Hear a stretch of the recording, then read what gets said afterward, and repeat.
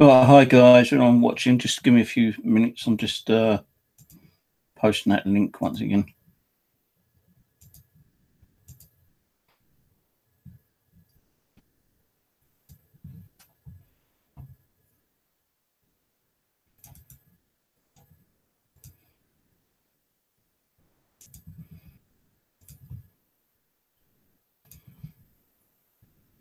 I'm not sure if YouTube is working again properly tonight. I'm not sure. No, I'll be checking my audio in a sec, guys. And this ain't going to be like a proper paranormal night, but it's partly going to be paranormal. You can probably see in the topic, do ghost boxes really work? In spirit communication. Let me just see if my audio is working. Probably seen. Okay, audio's working. So what I'm doing tonight is going to give you my thoughts on certain ghost boxes, whether it be in applications or physical ghost boxes. I do have a number of ghost boxes behind me on the bed, and I've got my tablet here with just a couple of ghost box applications in here. And the only reason why it's got a couple is because those ones I do think work. But my topic is going to be more about the applications. And the cat needs to go out. Door got shut. That's deadly. Now, sorry about that. So I want to start off with a topic regarding ghost box applications. Do they really work? To be honest with you, I have had so many ghost boxes on my tablet, mobile phone, on my iPhone, on my Android phone. I've tested many.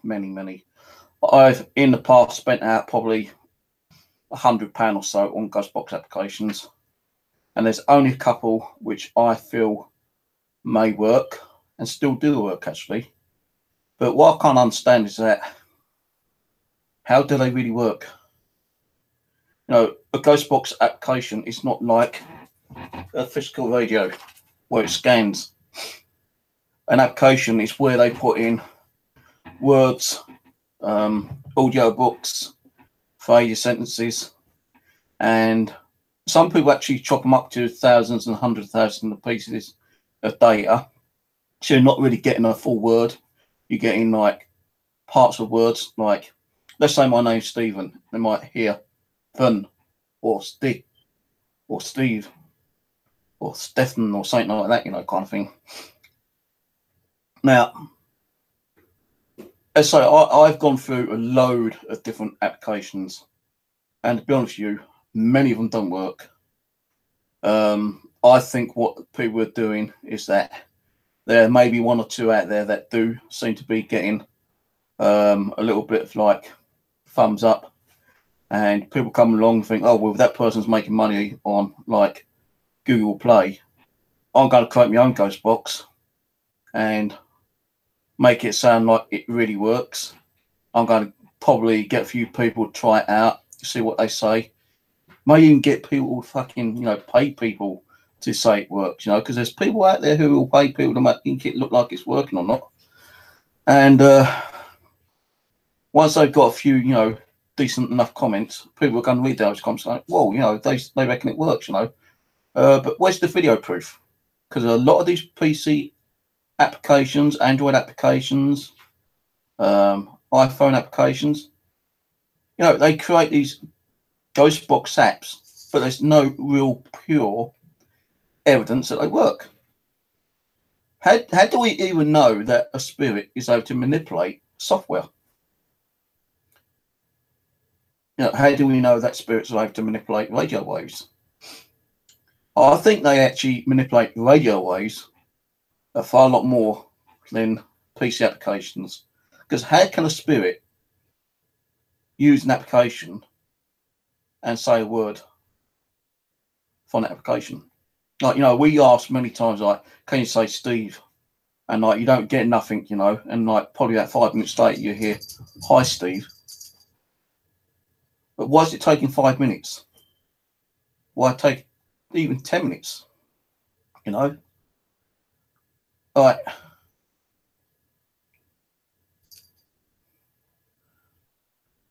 You know, different people build different Ghostbox applications, and some of them put in like sweep, so you can turn the actual audio of the sounds to a slower or speed, you know, faster rate speed. That's all it is. You know, if you've got a Ghostbox application, let's say for instance the Afterlife box, I do like that. I know it's a PC application, but I've had some pretty interesting results on that one. Now, how can you explain getting results on a PC application? Is there spirits out there which are really intelligent enough to manipulate a PC software or an Android software? You know, maybe Einstein himself is coming through and teaching spirit people to use PC applications. I don't know.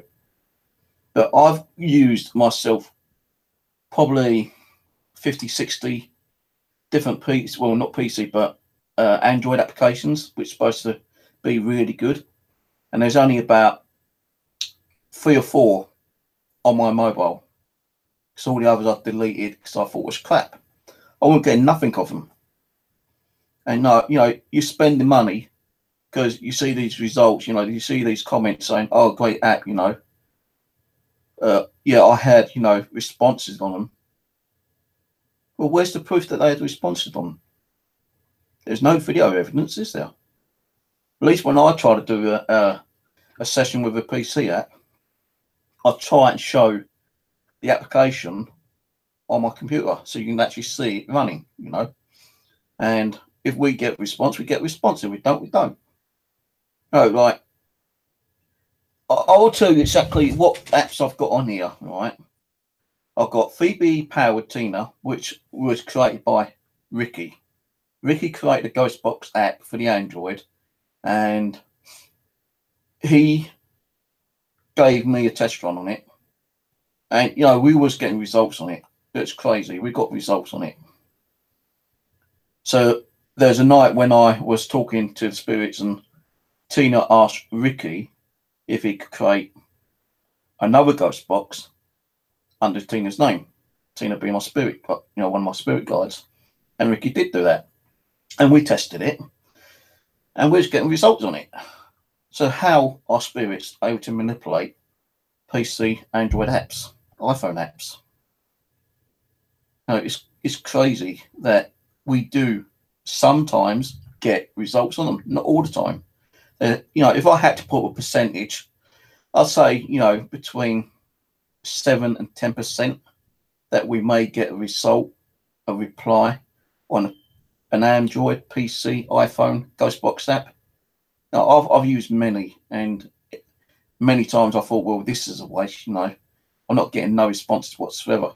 No, even if you ask a spirit for a name, you know, you don't get a name for like 10 minutes or so sometimes, you know. Is it because the spirits are trying to learn how to use the application? Possibly. Maybe they can't use the application. That's why we're not getting the responses on these Ghostbox apps. But, you know, I've got on here the Echo Vox 2.5 from Danny Bigbeard. Now, I'm not too much of a fan with Danny now because, like, you know, I try to make up with him, but he told me to fuck off. And what it was that I was putting one of his hacked versions of the Echo Vox, where someone actually took his Echo Vox and stripped it to pieces, and actually found out that there was Edgar Owens fucking like audio book and other phrases and kind of stuff like that in his application. Now, the person done that because he wanted to find out what was inside it, and he used Echo Vox 2 and done some modifications on it. And, you know, the modifications on the one which Mark done actually seemed to work a lot better. But, you know, I'm not saying Echo Vox didn't work, because it did work.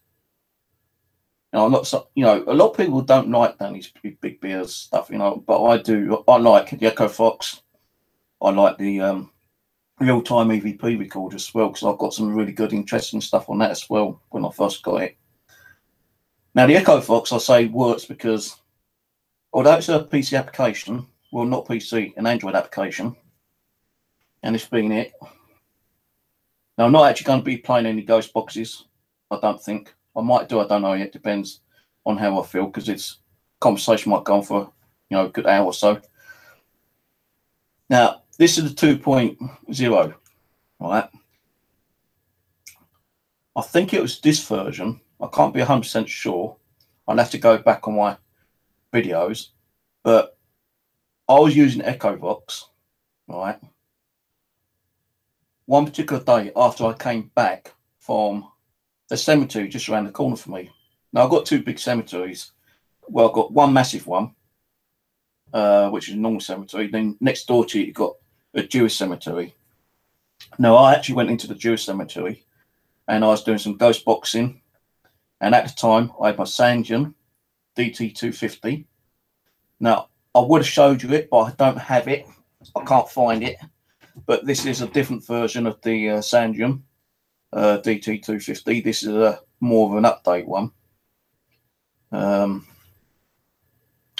The silver one, but my other one's black. And I actually bought it from America for about £60. I had to pay £25 postage. And when it got here, I got hit like customs tax, another £30. So I paid over £100 for a radio, which was even converted or hacked. I hacked it myself. You know, I knew people were saying like cut the mute button, and I was a bit kind of like temperamental, cut the mute button, the cable inside, because I just paid like £100 for a radio, and I didn't want to screw it up. And if I did, I couldn't send it back because it'd been tampered with. But I was able to modify it, and I've had crazy sessions with that since I've had it. But I don't know where I've put it. I've just tried looking around, but I can't find it. Maybe the spirits are hiding it. They tend to like hide a lot of my stuff sometimes. But this version you cannot hack. It's got the updated chip inside it, I believe. So anyway, I was using this. I was using the K2 meter, and I think I had my REM pod with me as well. And I was getting a lot of activity in that cemetery. So I only done like about half an hour, 3/4 an hour session. And I've came home and I thought, damn, I forgot to do like an Echo Fox. That would have been good. But I sat here and I did do an Echo Fox session asking the spirits from the Jewish cemetery if anyone had followed me home. And on a kind of response, I got a yes. And all of a sudden, I was getting flooded with information from the Jewish cemetery. They were going like gas camp, you know, gas chambers, death camps, trains, murder, killed, many death, Jewish, you know, Germans. You know, I was getting all this weird shit coming from the Echo Fox. I couldn't fucking believe it. So I never had that response from any application at any time. And it is on my YouTube. I'm sure I did a video and I've done it on and put it on YouTube. But the Echo Fox was flooding me with like stuff about, you know, the Jewish situation in World War II. And I was like, whoa, you know, fucking hell, this works, you know, this is crazy. But later on in time, you know, people started like doubting the Echo Fox, saying like, you know, they bought it, they're not getting no support on it, it sucks and all this kind of stuff. Then Mark, actually Danny Big Beard, bought out the next version, 2.5. And I won't get nothing on 2.5. But, you know, I thought, well, you know, I was getting more on the version which I had there before I had the upgrade. And the upgrade actually wipes off the earlier version. And I was kind of like disappointed about that, but I did manage to get the older version through different means and ways. but you know, he done other kind of stuff in it. I don't have 2.5 on this one. I have actually 2.0. But he had like another menu, which popped up, and it had all these other extras and stuff like that. And I just found it a bit too kind of like complicated and, you know, clumsy as some, you know, I just couldn't understand, you know, what he'd done. So I did find the old version at 2.0 and reinstalled it. And as I say, like, you know, you got like speed control, 4 speed controls and mic gain. And then you got like enable auto blend, echo, you can add echo to it, playback, file browser, and you've got a delay. Now, I remember, and Danny swears black and blue here, but I'm telling you, when I was put in temporary accommodation after I got evicted, I was trying to do an experiment with a tin can, a Coke can, an empty tin can filled with holes, put in water, and I stuck my Nokia E5 on there, and I was trying to get to ask the spirits to reply through the water and kind of make some kind of like echo effect. And I wasn't getting it, but I knew Danny had already done a ghost application, and I was talking to him, and I told him about it. I said, wouldn't it be cool if you done like an application which had echo on? Now, he'll swear black and blue that I didn't tell him that, but I'll guarantee you, I swear on my life, I didn't swear on the Bible if I have to, which I will do. I swear on the Bible, I don't need to lie, and he'll probably call me a liar, and he's still fucking like say it was his idea, but it wasn't. But after about 2 months after I told him that, he brings out an application with echo on. Now, it's not so much like, you know, him bringing the echo effect out, you know, because that's what I was hoping someone would do. And he did. And he done kind of a good job on it. But for him to turn around and said it was his idea, you know, I weren't looking for any, like, commission on his applications or, you know, get him name, like, you know, out there. I just wanted to share the information. But when he said it was his idea, it pissed me off. And, you know, he did bring out Echo Fox version 1. And I tested it, you know, weren't too bad. Then I think it went to 2, which I've got on here, 2.5, then 3.0. Now, I'm not downloading 3.0 because I'm not getting nothing on 2.5. I'm not saying that I will get anything on 2.5. You know, I'm not saying I won't get anything on 3.0. But I did get a lot of stuff on 2.0.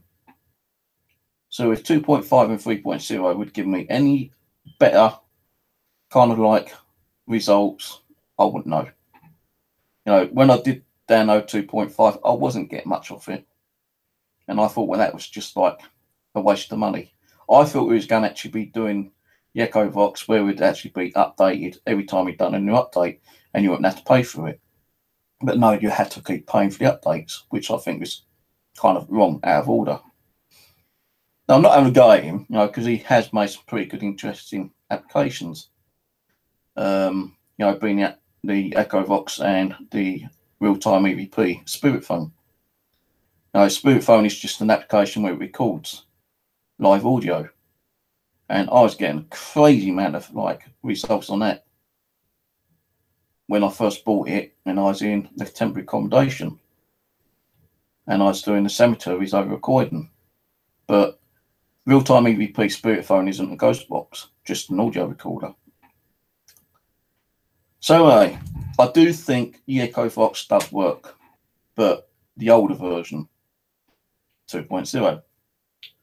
Now, Mark, as I say, got a copy of 2.5, and he stripped it to pieces, found out that, yeah, a lot of people had already taken it apart and said there's audio files in there. You know, Edgar owns fucking audio book, phrases, sentences, words, which hadn't been like chopped up or anything. You know, so if you was going to get anything, it would be full words. Now, what Mark done, he created his own version, being the Ghost Box, similar to the Echo Vox, but slightly different because he done, you know, green, and he took out a few bits and pieces. He put this curly whirly line, but he kept all this here as well and renamed them, apart from Echo.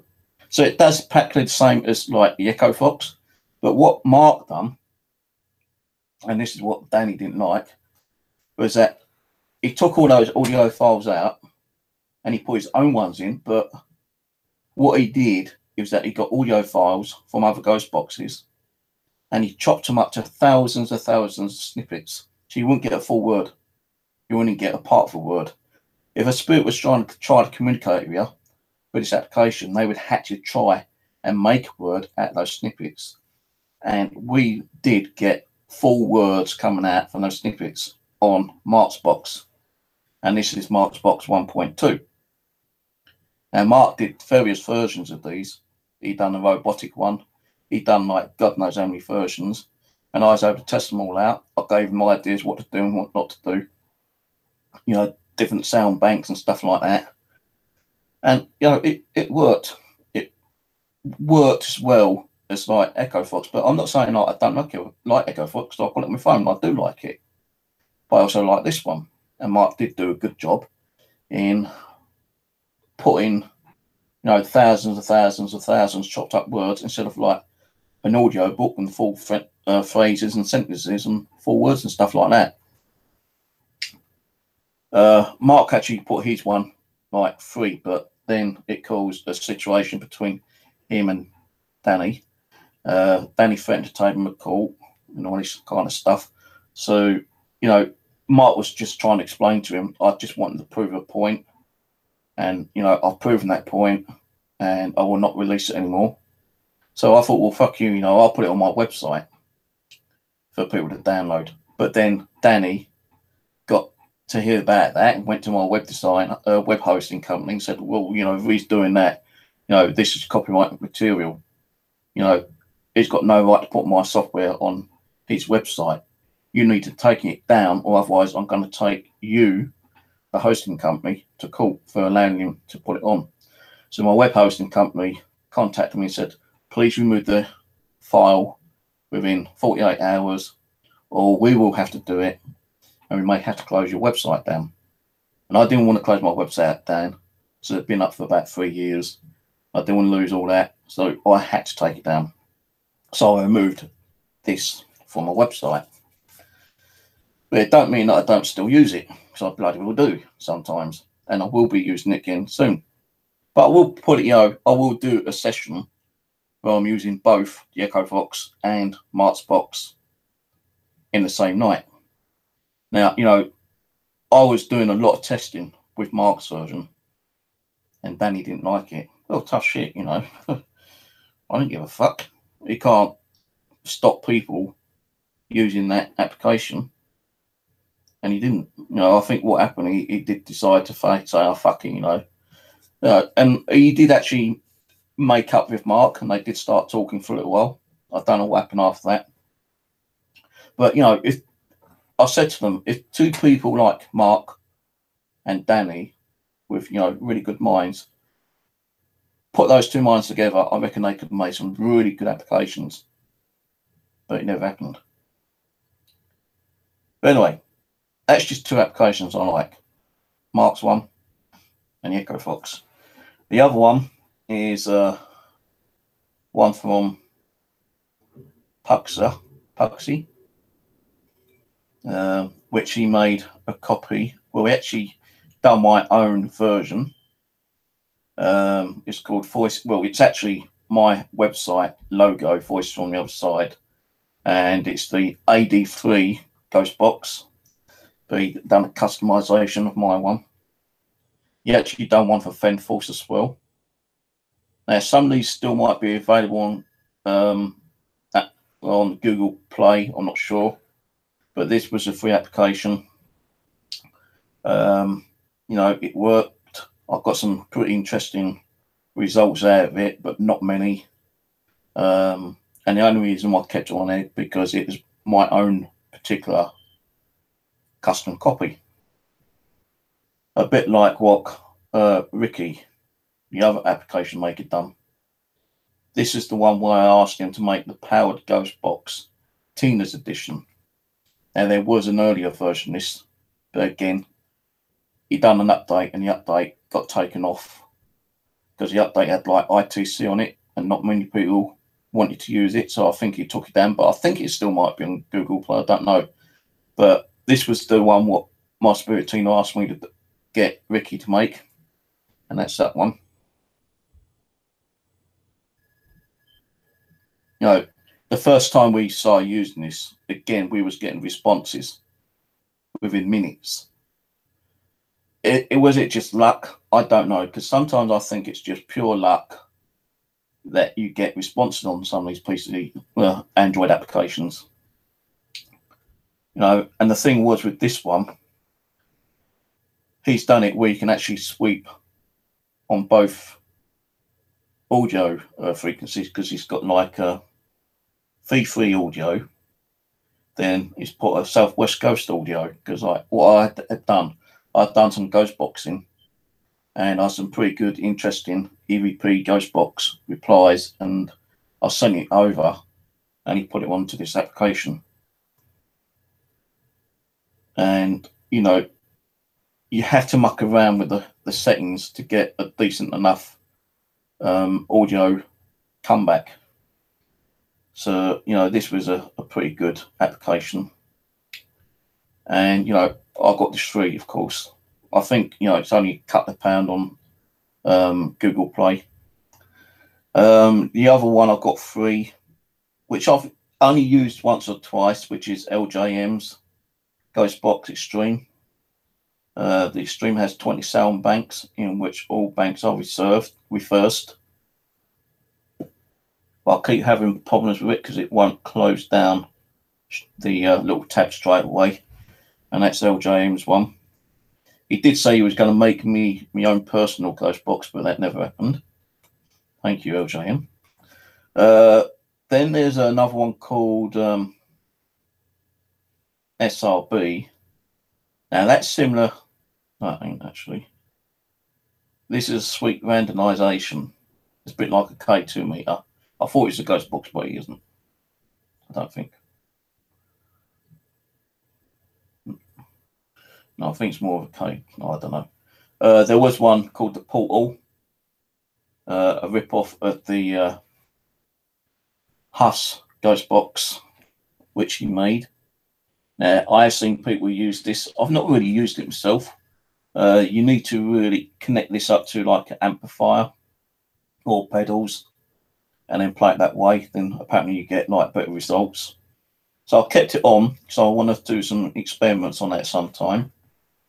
Power Voice is another ghost box I downloaded, but I've not used yet. It's the ITC tool used EMF reading sound your device to trigger a random word generator, and it's supposed to allow spirits to communicate. And that's all what I'm getting on screen. Now I think you have to press the H and then you get trigger history. What I think it is, it's like the device that you put on the table and the spirit comes around and touches it. It's supposed to be able to like generate a word or something. It's not like a real ghost box, but it's like a word generator or something. So they're the Android ones, yeah. The PC application ones, there are, you know, Ricky did make a version of the Tina's box into a PC application version, and one of his other ones, which I do have on my hard drive, but I've not installed them. Just recently I had to format my whole computer, and I've not put on half of what I wanted to put on. The PC applications I do like is from Extreme Senses, and what's the other one called? Ghostbox Apps.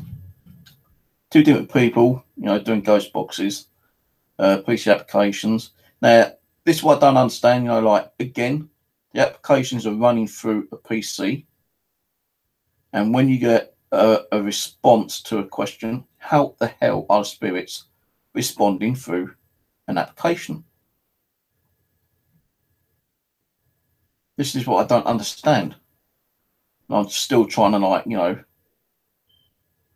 make out on how they're doing it. How do they do it? No, not every PC application that I've used have given me results. The only ones that give me results is the Afterlife. What else was there? I've got a couple. Phasma Box, which was another good one. The Flux was, you know, I had one or two little tidbits, but I wouldn't put that as, like, you know, brilliant. Focus. Hollow Fox ain't too bad. You know, I've had a couple of responses from that. But the more recent one, which I still don't understand how it works, is that Q3 box from Extreme, I think it is. I can't remember. Is it Extreme? Or is it Ghost Hunter Apps? One of those two. The Q3 box. I still don't understand it. I just wonder if it's made for the people who are trying to communicate with the demons, because every time I ran it, all I could get in was hundreds of different demon and demonic names, and also a lot of, like, kind of what's that word?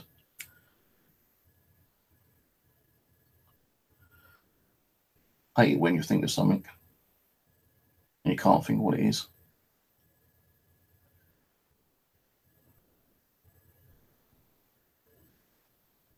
I can't remember, but, you know, it comes up with words which you can't understand because it's not English, and you have to get it translated.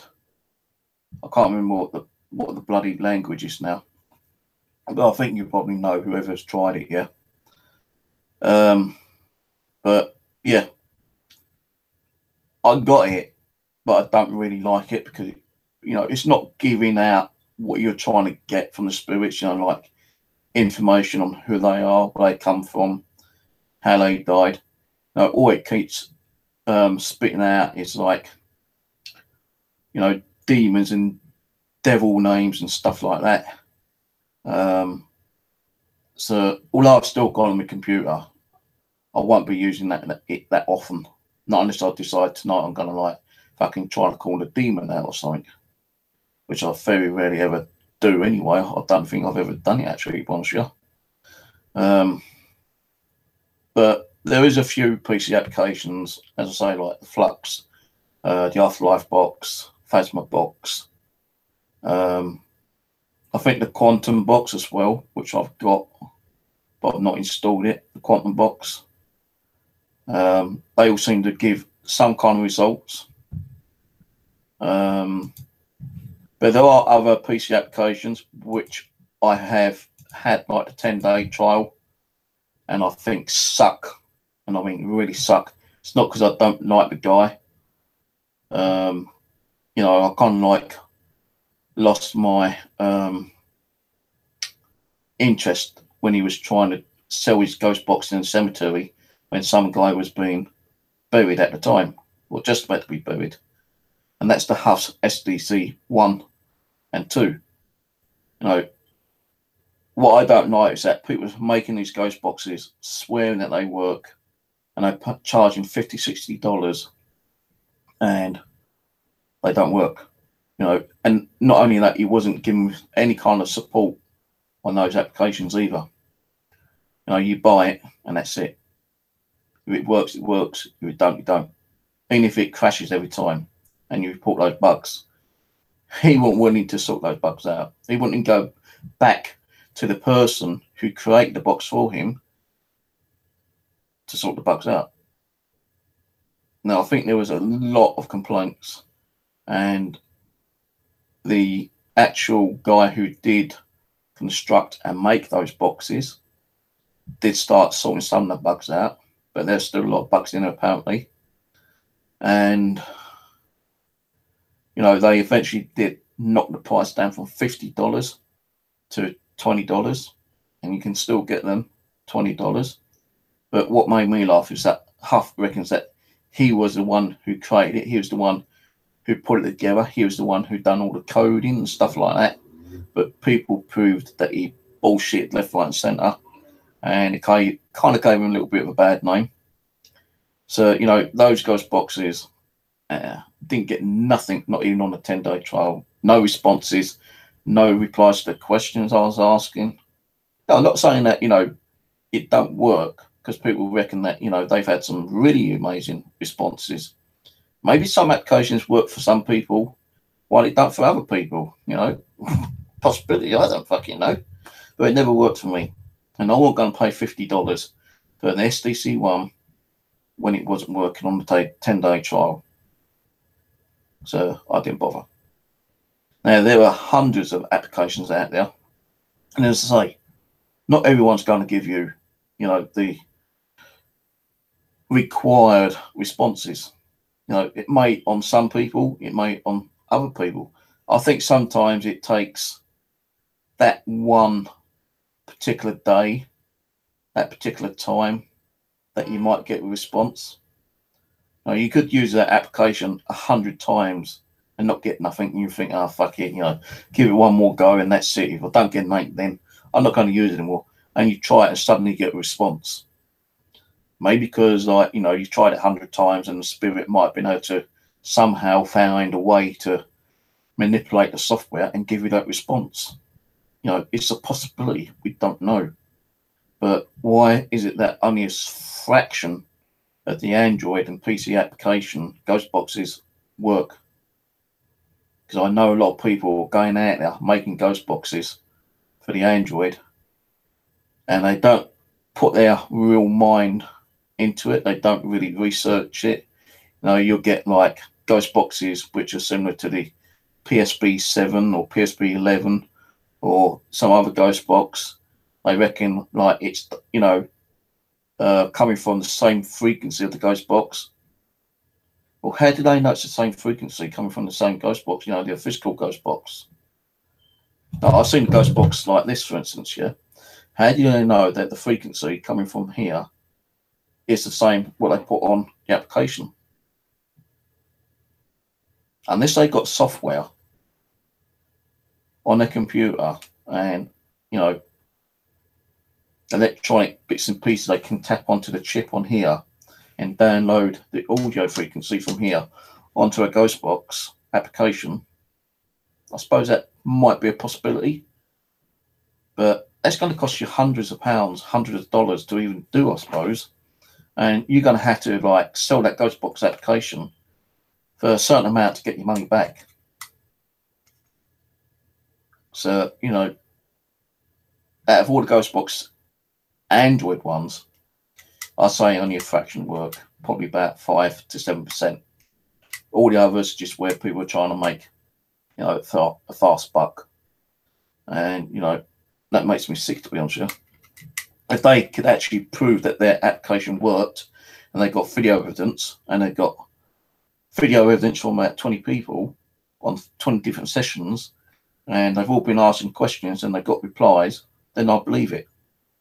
But if, you know, if they've got no, you know, no real proof and no real video proof of like 20 different people saying this is what happened, this is the, like the questions, you can hear the questions and actually hear the physical reply coming back. Nah. Not even some of the physical ghost boxes work. You know, people tend to go out and buy ghost boxes thinking they're going to be able to be hacked, and they're not hackable. Like this one.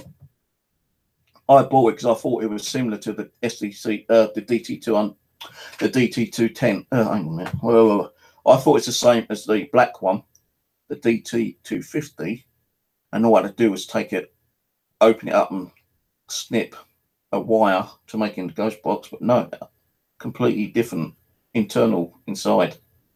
So that was a waste of money to buy. And then if I was to turn it on, which I can't because I ain't got no battery, if I press the sweep up and down, it cuts the volume. You can't hear no volume.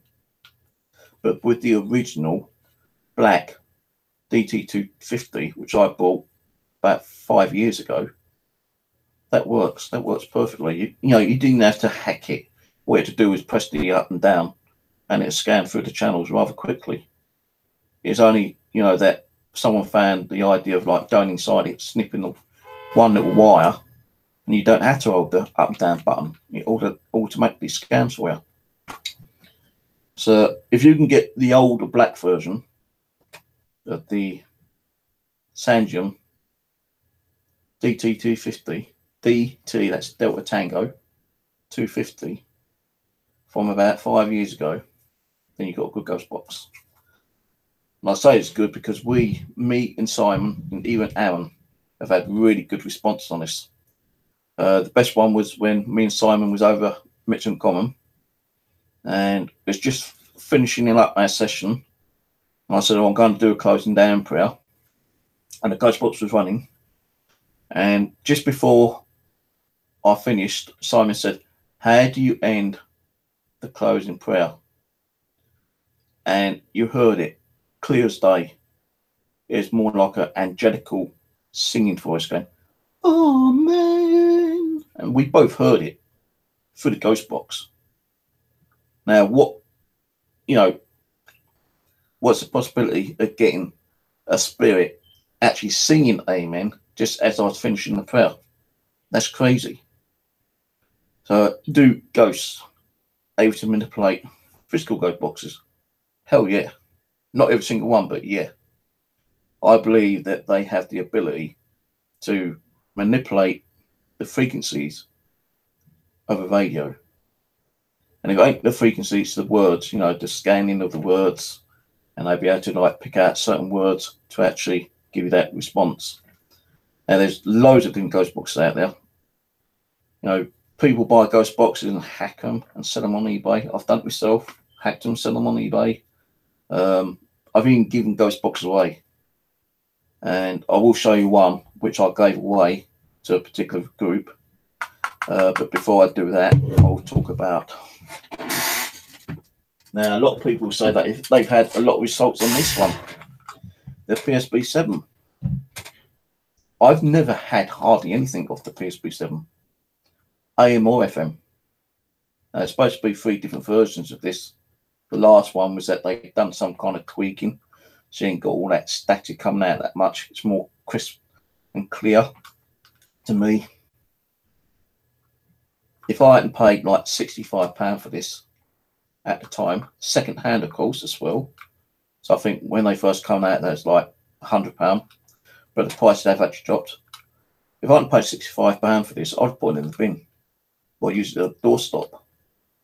But I'm thinking, well, no, you know, you got to keep giving, you know, it a chance. There might be a possibility one day that you might get that response from a session. So, you know, every ghost box I buy, I do keep. Or even a ghost box that's given to me, I keep. But people have actually made applications, Android apps, under the PSB7. And they reckon that, you know, the frequency from the ghost box from here is taken out and put on that application. How they reckon they've done that, I do not know. And they're saying, you know, the applications works as well as the physical ghost box. Where's the proof? I've not seen videos of the ghost box application of the PSB7 that actually works. You know, it's just hearsay information. So I'm not reading chat because I'm concentrating on this. If I start reading chat, I'm gonna like lose on what I'm talking about. But I will read chat in a minute. So you know, there are applications out there that do work. You know, seriously, there are. I'm not doubting that every single application is shit. So I've just said to you, you know, the Echo Vox, Mark's Ghost Box, the Tinger's Box, and a couple of other ghost boxes that I've had do work. But how they work, I've got no idea. Now, I would have liked Mark Colston to come on. I was actually going to do this last night, but he said he can come on last night because his wife wanted him. So I decided to do it tonight, and if he comes on, then that'd be great. If he doesn't, then not to worry. But he actually does build ghost boxes, and I'll be showing you what. Well, it's not one of his, but it's one similar to what he builds. I'll show you that later. The other PSB is this one, the PSB 11. Now this has two of these in it. They've taken the board out, I think, or they've made one board where it's got two of these ghost boxes in this. I've used it, and guess what? The only thing I like on it is the shadow detector, if you call it shadow detector. But on this one, you can actually have two channels, and you can sweep AM up and down at one time. And on the second channel, you can have AM up and down. So you can have AM sweeping up.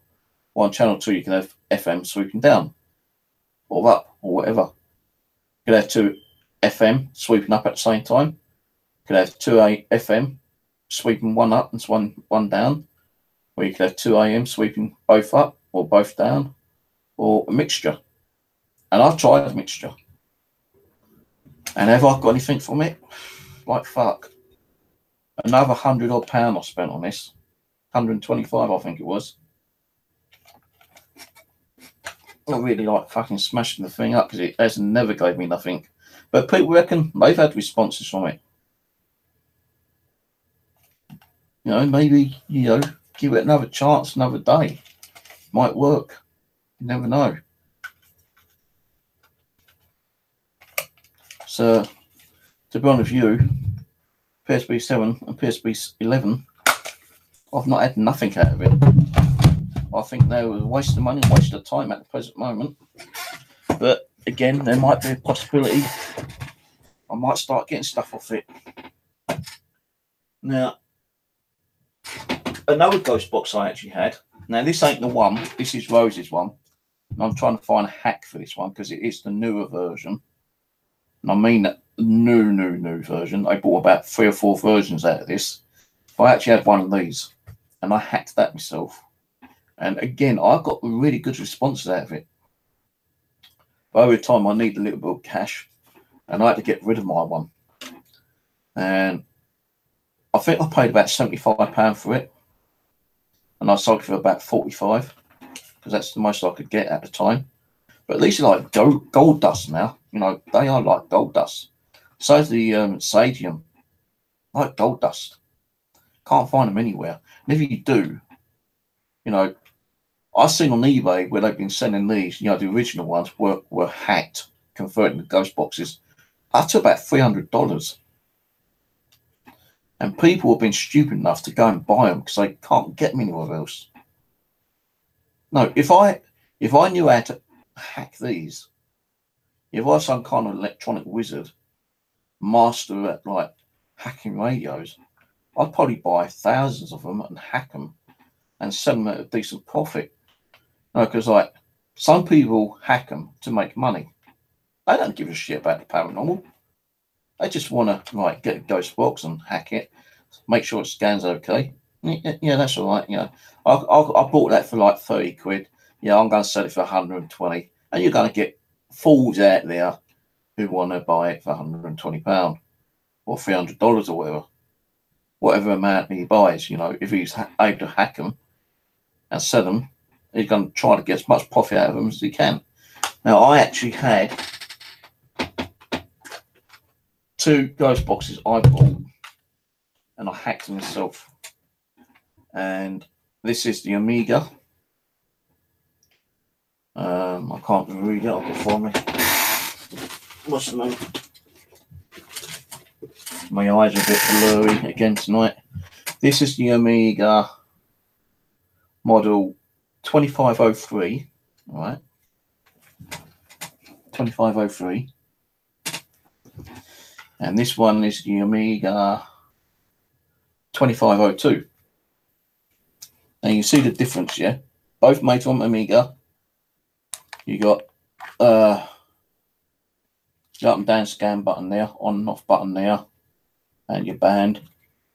And you got your like little memory on there where you can save up to like 9 or 10 radio frequencies. This is the other model where you got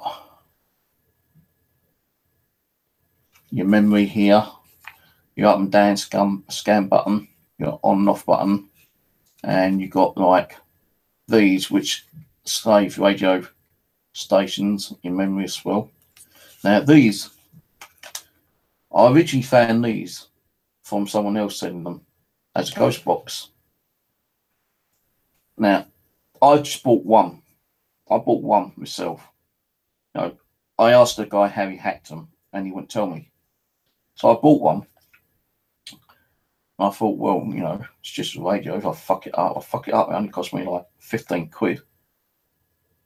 Plus postage, you know, 20 quid. And I opened it up and I found a mute wire. I thought, well, everyone keeps saying like mute, so let's cut the mute. I cut the mute, turned it on, pressed the tuning up, and it scanned just like a ghost box. So I hacked it straight away. So later, like, you know, thought, well, I'll get a couple more. So I did buy a few more. I hacked them and I started selling them at £45, including postage. So, you know, I was only making about £15, you know, time I got me eBay fees and PayPal fees. I wasn't making £15 profit, you know, about £12 profit. And I was happy with that. Then I was doing like an eBay scan for Amiga and I found these ones. So I bought one of these and I took it apart and I found the mute, cut the mute, put it all back together, turned it on, got a radio station, pressed scan upwards, and it worked brilliantly, just like a normal ghost box would. So I bought a few more of these, converted those, and I sold those. And all the time I was making a little bit of profit, I was buying more of these because it's very limited to these ones. Because these ones have speakers in them. These actually have speakers so you can hear the radio. This does not have a speaker. So if you was using this as a ghost box, you had to have an external speaker to hear what's coming out of the ghost box. And I said that on my listing about 4 years ago when I was selling these. You know, ghost box, these radios do not come with internal speakers. You have to use an external speaker. And I did a video and, you know, I don't know how many I actually bought and converted, but quite a few. And I kept my prices down because I was helping the paranormal universe out there for those who could not afford to buy a crappy PSP-7. My ghost box was probably about 20% cheaper, maybe 25% cheaper than a PSP-7. But the PSP-7s were still going out, you know, people were still selling left, right, centre. I don't know how many of these I actually bought and sold, but, you know, good few. And these ones, I think I only managed to get about 10 of these, maybe 12. Now, when you're actually converting ghost boxes, you know, you do tend to like screw one or two up. So out of 12, I think I messed up 3 of these. So I actually kept one and I sold 8. These ones, I actually kept a few of them and I gave a couple away. I think I gave my nephew one. I'm not sure I know I gave Aaron one. I'm not sure if I gave Warren one. But with this one, right, when I was doing these, I was watching Living Dead Paranormal and I said to them,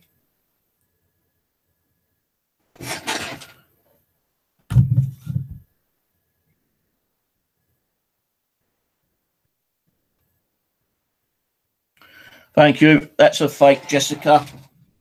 Thank you for blocking that. That's not my daughter. Who was that? Ass. Go to channel. Open.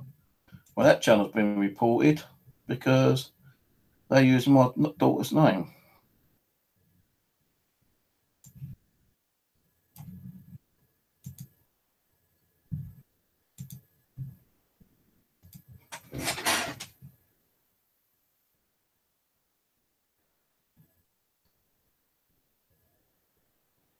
I'm misleading people. Yeah, I'm misleading people. Fuck you. I've got more evidence in my fucking flat than some of these ghost hunting fucking videos out there from TV shows. And I'm not misleading people about these. I'm telling people about them. If you want to go after people, then go after the people who reckon that their ghost box applications work 100% when they fucking don't. So you can go and take a run and jump for I care. Don't come on using my fucking daughter's channel name. So if I find out who you are, I will deal with you in my own way. Guarantee it. So anyway, I was watching Living Dead Paranormal, and I noticed that they weren't using the ghost box. So I asked them, why don't you use the ghost box? And he replied to me, well, we did have one, but it broke, and we don't have the fund to buy another one at the moment. And because I was doing these, I sent them one free of charge. Just like a lot of other equipment I sent free of charge to them. And when I got it, it's probably about 2 episodes later. It's 2 episodes later that I saw them using the ghost box I sent them. And I watched the video a good few times because I was getting some really good feedback from it. So I said to them, like, you know, what do you think on the ghost box? And I went, Steve, you done me a fucking great job there. You know, you done us a great favour. The ghost box you sent us is one of the best we've ever used. And, you know, the day we used it, we got so much response out of it. It's crazy. And every session, every video you see with a ghost box is the ghost box I sent them free of charge. Now, I've only got one left. My one. Sometimes I felt like sending it. Some people have actually asked to buy it off me for like £100, £200. But I said, no, it's my ghost box. So I've also had pretty good responses on this ghost box. And this is the Model 2503 Mega, which you cannot get anywhere else. You know, I tried hunting for them left, right and centre, and you can't find them anywhere else anymore. And going for them ones, you can't find those anywhere anymore. Unless they're somewhere in someone's like warehouse collecting dust, you ain't gonna find them. The other ghost box I was able to find was the Murphy Richards, but I was only able to get 4 of them. 1 I broke, 2 I did sell, and one guy does videos, and he always mentions my name when he does his video, when he's getting some really good responses on his ghost box. And this is the Murphy Richards R184. That's a Murphy Richards 184. R184. Romeo 184. And I can't find these anywhere else. You know, I've got 4. I broke 1. I sold 2. And this one I've kept myself. Had a few responses off them, but not that many. But one of the guys I sold it to, every time he does a ghost box, he's always getting really good results on his one. So that's another ghost box.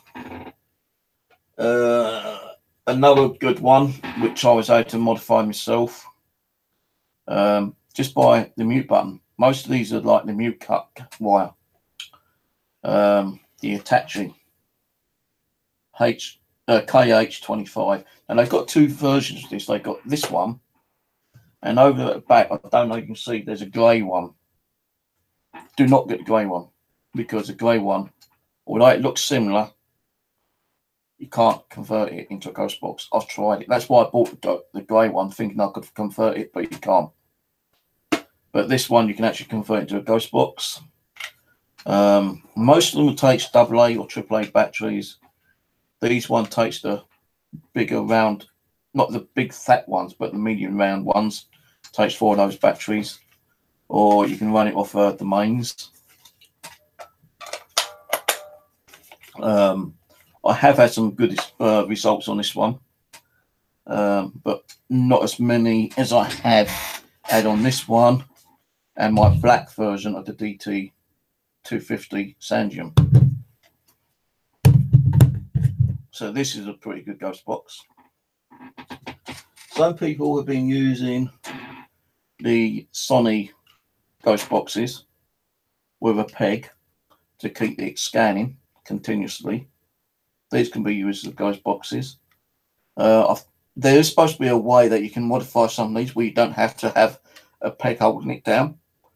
But I've never really gone into looking the proper way of hacking it. I just like stick my finger on it and hold it down and just use it as a ghost box like that. So this is one of the Sony Walkman radios that's been used as ghost boxes by many people, and many people swear by them.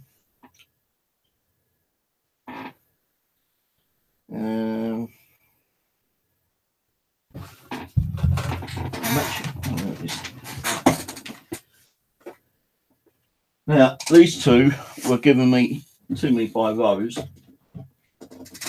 I'll go on to the other couple in a minute. I'm doing the manual ones, you know, the ones which you can buy. This is a Roberts one. Now, I did have a Roberts one before, but I broke it. But this one is from Rose. This is the Roberts R Romeo 617. And that's already been hacked. And I have had some interesting results out of it, but I've not really used it that often. But I have had some, you know, when I've asked a name, you get a name. I've asked, like, you know, how many spirits are here? You might get a 10, you know, response. You know, I have had responses from it, but I haven't really used it that much. Now, how this has been hacked, I do not know. Maybe it's another mute switch wire cut. Maybe it's a bit more in depth. Some ghost boxes you do have to do a few more modifications inside it. Sometimes it ain't just a mute cable, it's like putting another chip inside and whatever. So the Roberts are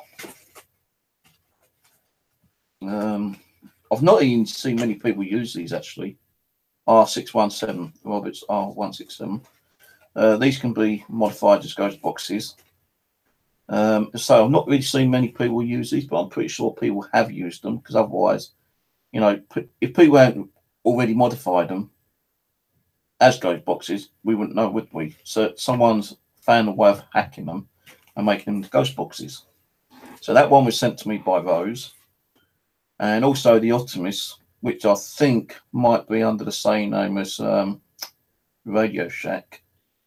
This is the Optimus 12806. Now, I've seen a lot of people use this one, and a lot of people have had good results out of it. This was given to me by Rose again. Thank you, Rose, for those two radios. Again, I've used it. I've had some really good results out of it. The thing is, with me, when I'm doing ghost boxes, sometimes I don't really listen to the ghost box results. So I'm trying to concentrate on what's being said on the side chat.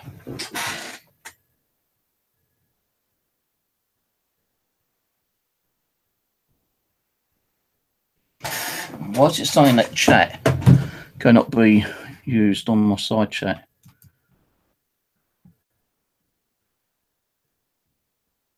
Well, I don't know if you're watching, guys, but there's a 500 internal server error coming through chat at the moment. So, you know, there's a problem with side chat. So you might have to keep refreshing. Or someone probably tried to report me through fucking side chat and got side chat taken off.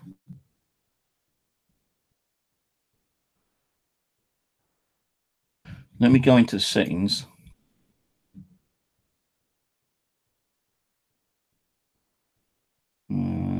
Advanced.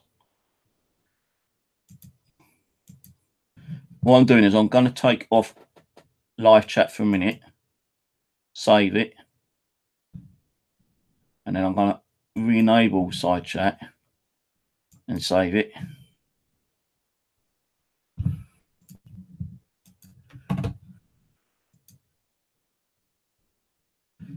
Still errors.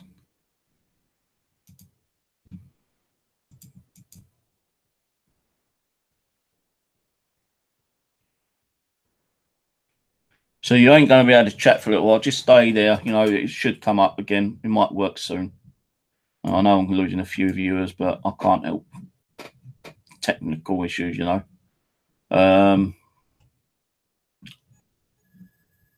So, you know, I can't do nothing about that. Just keep refreshing time to time. Should come up and work, hopefully. Some people try to use manual scan radios. I have tried it, but it's not like, you know, as good as an auto scan, because you just don't know how fast you got to like keep turning the dial, and once you get to one side, you got to like go all the way back again and back and forth like a yo-yo. So, like, you know, I have seen people use these. Some people reckon they've had responses, you know, results out of them, but to me, I don't bother with them. Pardon me. Now, the reason why I was going to try to get Mark on here last night, because he actually builds them. Now, I actually have had Steve Cooper on, who made the Coop Box 14 and the Coop Box 16. Both radios by Steve Cooper, and he does still make them, sell them. A little bit expensive though, about 250 for, or about 200 for one of those, I think, or 180. And then one like that is like 250 because it's got one of the DC boxes built into it, and you have to have two batteries, one for the radio, one for the DC box, and the other one is just for the actual radio itself, which is on the side. I'm not going to turn them on because I ain't got my key, but I will do some sessions with these again soon. Steve Cooper actually made these, and I met up with Steve and I said I'd like to get one off him, but I didn't have the funding. But I offered him the components for the DC box because he didn't know how to build a DC box. He didn't know about the DC box. But I gave him a couple of like kits for the DC box and some other components for that one. And then later on, he wanted some more DC box kits. So I'd done another trade with some other equipment, and I got that one off him. So both of these I did not buy. I actually traded gear with him. This one is like a standard ghost box. This one is like another standard ghost box, but it has a DC box in it. Plus it has a quiet hiss on it. So by pushing that over, the static that comes through gets taken off and you're hearing like the clean voice. While this one, you know, it has the static and the voice coming over. They both have like sweeps, volumes and tune. And the problem with these ones is that you turn them on and you got to wait like 30 seconds for the actual ghost box to start scanning. Because the first 30 seconds, you got to tune it in to a strong signal. And once it's picked up that strong signal, then you got to wait for it to start manually scanning. And that can take up to like 30 minutes. Yeah, I know. Mark's actually watching. I mean,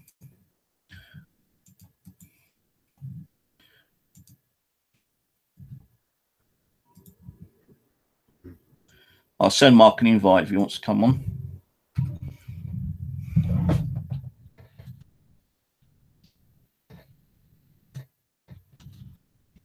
Now, I was actually able to make my own one. I called this crystal box. I put a crystal on it. I had the help with Steve Cooper.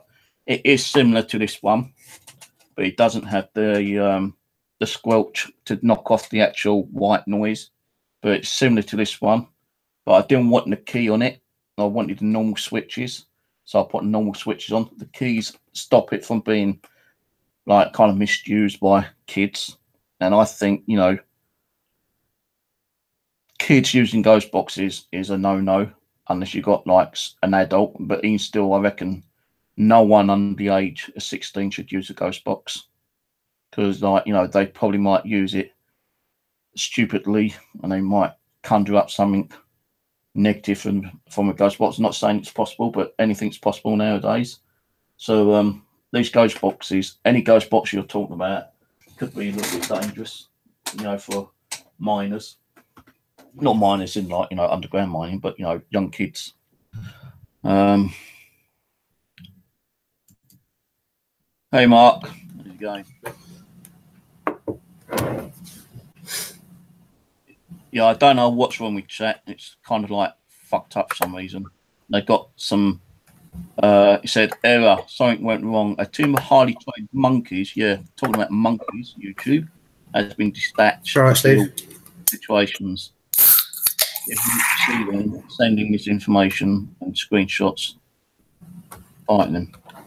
So yeah, I've just been talking about ghost box applications and physical ghost boxes, like the standard room.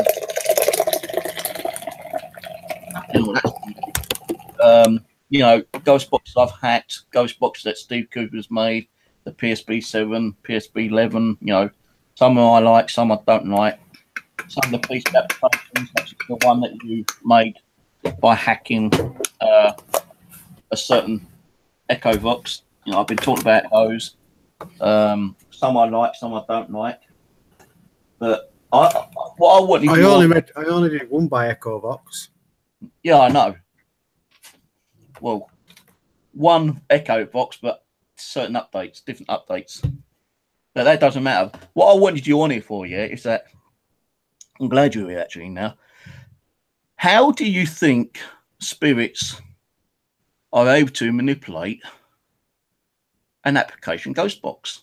Whether it being an iPhone, Android, or PC application. I can understand them manipulating a ghost box through the radio frequencies because they can use those worse than static and white noise. But how the fuck can they actually manipulate a piece of software? What do you think? Well, as you know, I'm not a paranormal investigator. I research communication. That's what I focus on. And basically, it's not the device they're altering. So, for example, these are not being altered at all, just the same as on this as well. What's actually happening is when the sound's played back through a speaker, it's actually magnetically interfered with as it's coming out of a speaker as sound. So it's somewhere in the sound waves between the magnet in the speaker and the actual sound waves in the air that they're interfering. It's not the actual app. So, for example, in my apps, my aim is to create random sounds that blend to a point that they can use that to form words if the sound's on the right frequency length as the channels collide with the sounds. But how do they know if it's the right frequency? Because even with the physical radios, they all come under a slightly different frequency, don't they? Like the ghost box applications, how do they know they've got the right frequency for a spirit to try to manipulate that software? Right. No, the thing is, they don't. They don't. Because I've seen people. But the thing is, have you seen my logo? How it's got a green triangle wave, and then it's got a little blue line that's swerving through, so it goes like that, but then there's one like this. Well, imagine that being one of our sound waves and this being theirs. And what happens is, basically, they don't know, which is why when we talk through these, we only get the odd word, sometimes a bit of a sentence. Yeah. And we don't always get an instant reply. Sometimes it can be instant. It can be just before you ask the question. It can be a minute later. And I believe the reason for this is that as they're talking, there's something happens between our frequency waves and theirs that joins in amongst this wave that goes. And as it goes, it's hard to do it by my hands, but as you've got a cycle of this and a cycle of this, where the two cross, which obviously if this is going faster, but this is slower, so it's going to be a few waves before they cross again. So as these frequencies cross, it uses a carrier wave of these frequencies to communicate. Example, when a radio station transmits, there's a tone played when there's no music playing, but we don't hear it. And without this tone, they cannot send the music and the rest of the audio, and the radio won't even transmit. It needs to transmit something to create silence, and it's a tone that we can't hear. So everything else goes over that carrier wave, and it works in the same principle in my eyes with spirit. They need a carrier wave. So, for example, a running tap, a pump underwater with bubbles coming out.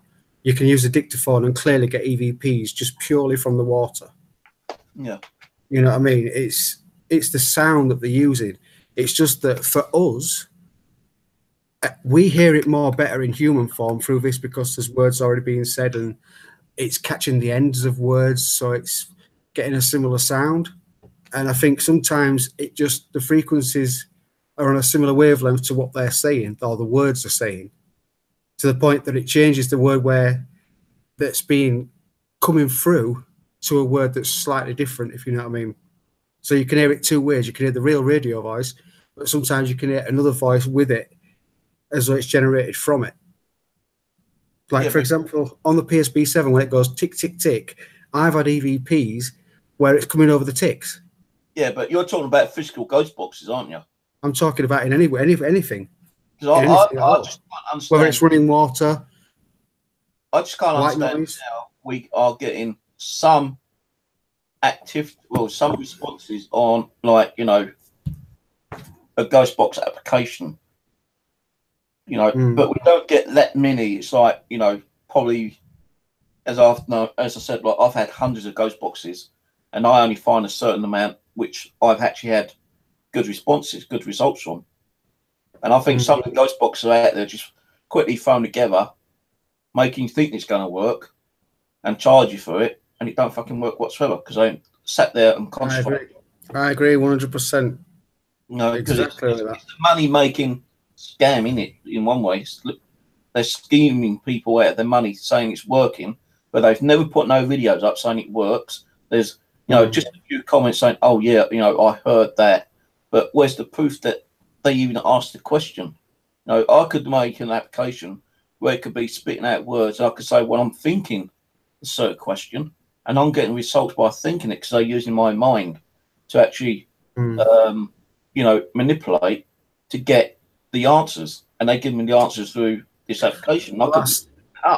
You've just hit a really good topic there, because there's a lot of theories of how this works, this us hearing replies, and some people say it's spirits, some people say exactly what you've just said. When we're thinking, so for example, I'm using this box or I'm using an app, whichever way, and I'm going, oh, I'll use this as an example. I'm going, oh, I'm thinking, is there anybody there? If there's anybody there, tell me a name. And suddenly I'm kind of just, if I'm, say like a family member I'm looking for, and I'm like thinking, oh, I want to get in touch with Bill. And so you're like, is anybody there? If somebody there, can you let me know you're there? And you're like thinking, Bill.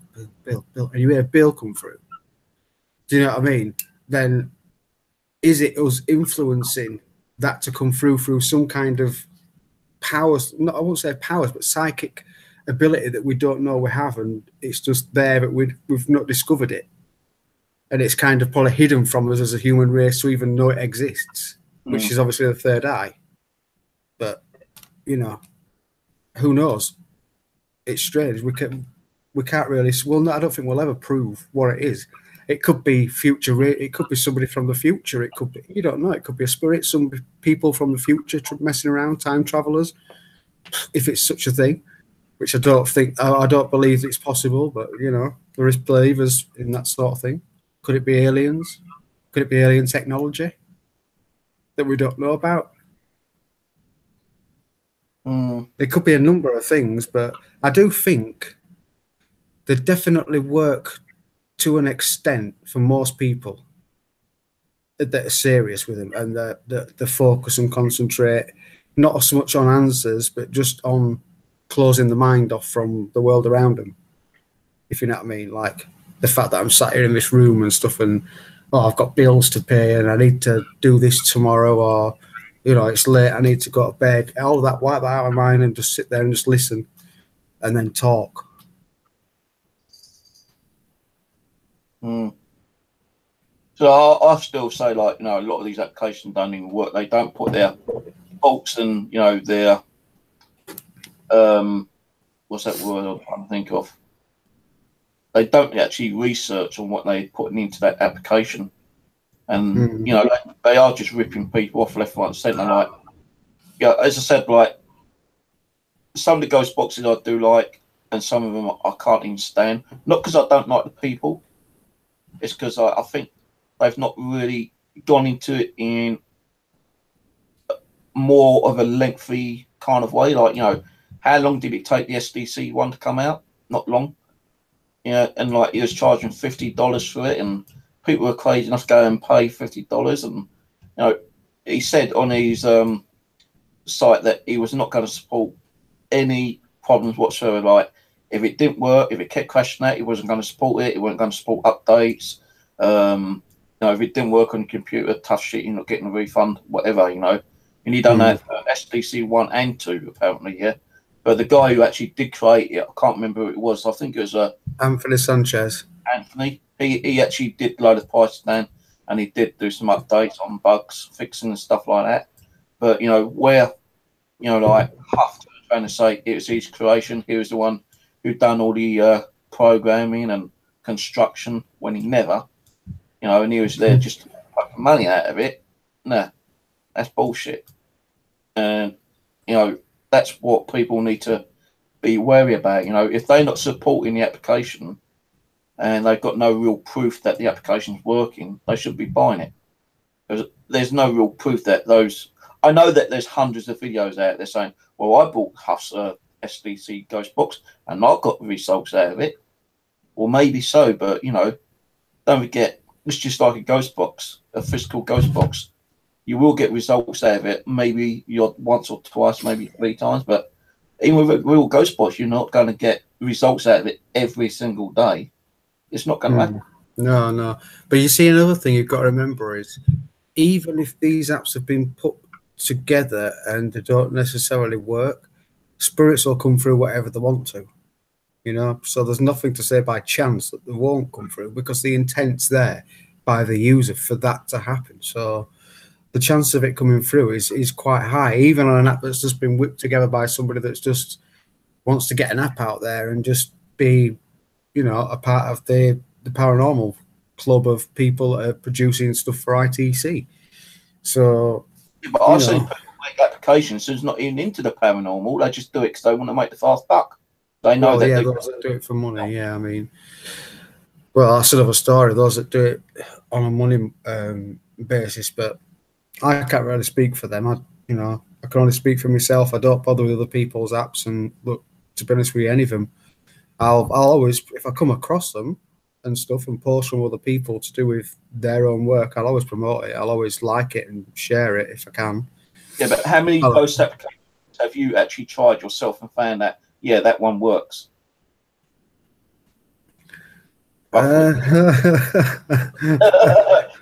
Just like me, I probably bought 100 different ones and only like 10% work. If that, I can't say, in all fairness, that I'd like to say. But you bought quite a few, or you downloaded quite a few. It doesn't matter if it's money or not. Well, before I started making apps, obviously, yeah, I bought EchoVox. Download to research it and find out what's inside it, haven't you? Like Danny's. That's what I'm saying. So before I got into apps, yeah, I was curious as to how they worked. I got EchoVox. I stripped it down, got to know the workings of it and how it works and stuff. And then obviously later on down the line, obviously I had an interest in it then because I had a nosy and seen how it works and reproduced it.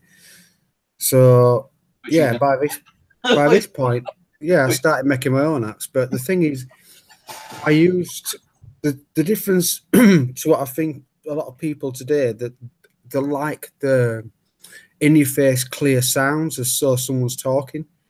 Whereas that's not for me. I prefer having bits of sounds that sound like crap, but they form words when the time's right. You know what I mean? And that's what I do. But don't get me wrong, I have done an app that it caters for those people that want full sentences that are played at random, but it's played at a different part of the sentence, if you know what I mean, when it plays it. So it's not necessarily like if it says, "Oh, I am here." Every time it plays that file, depending on how it is at random, it might just say here, or it might just say or it might go I'm, you know what I mean, or I am, or whatever. But the whole point of that app is the fact that with all the words blended together, you can't understand anything really, and new words pop out. Yeah, I remember that. That was the app that got me in so much trouble. That's 1.2, but you had like one.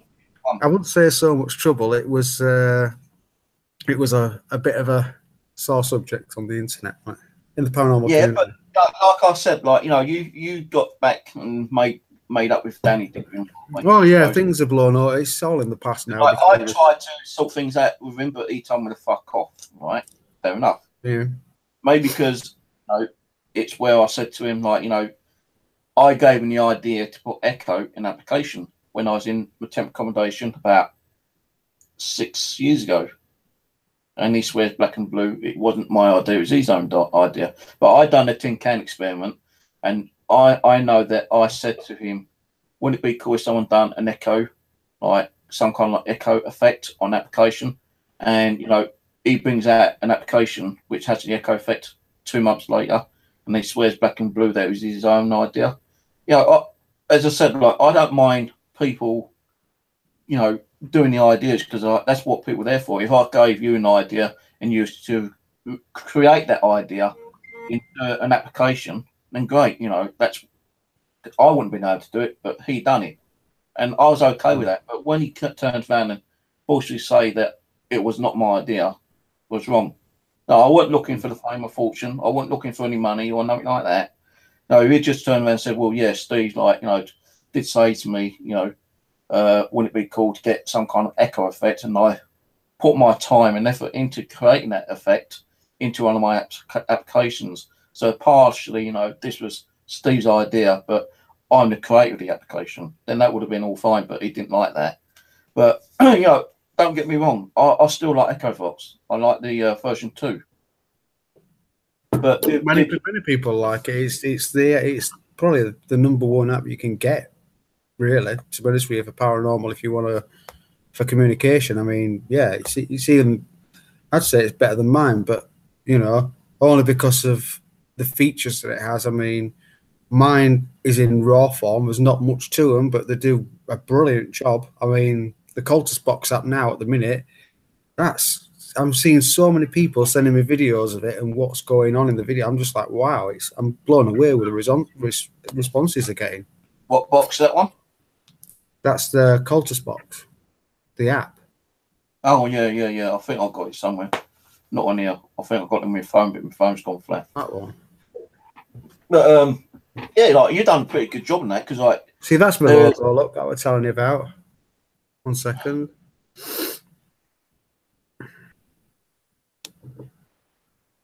I ain't got that one. That's the sound wave I'm telling you about. Yeah, but if you press this button here... Yes, I have got it. Yes, I have got it somewhere.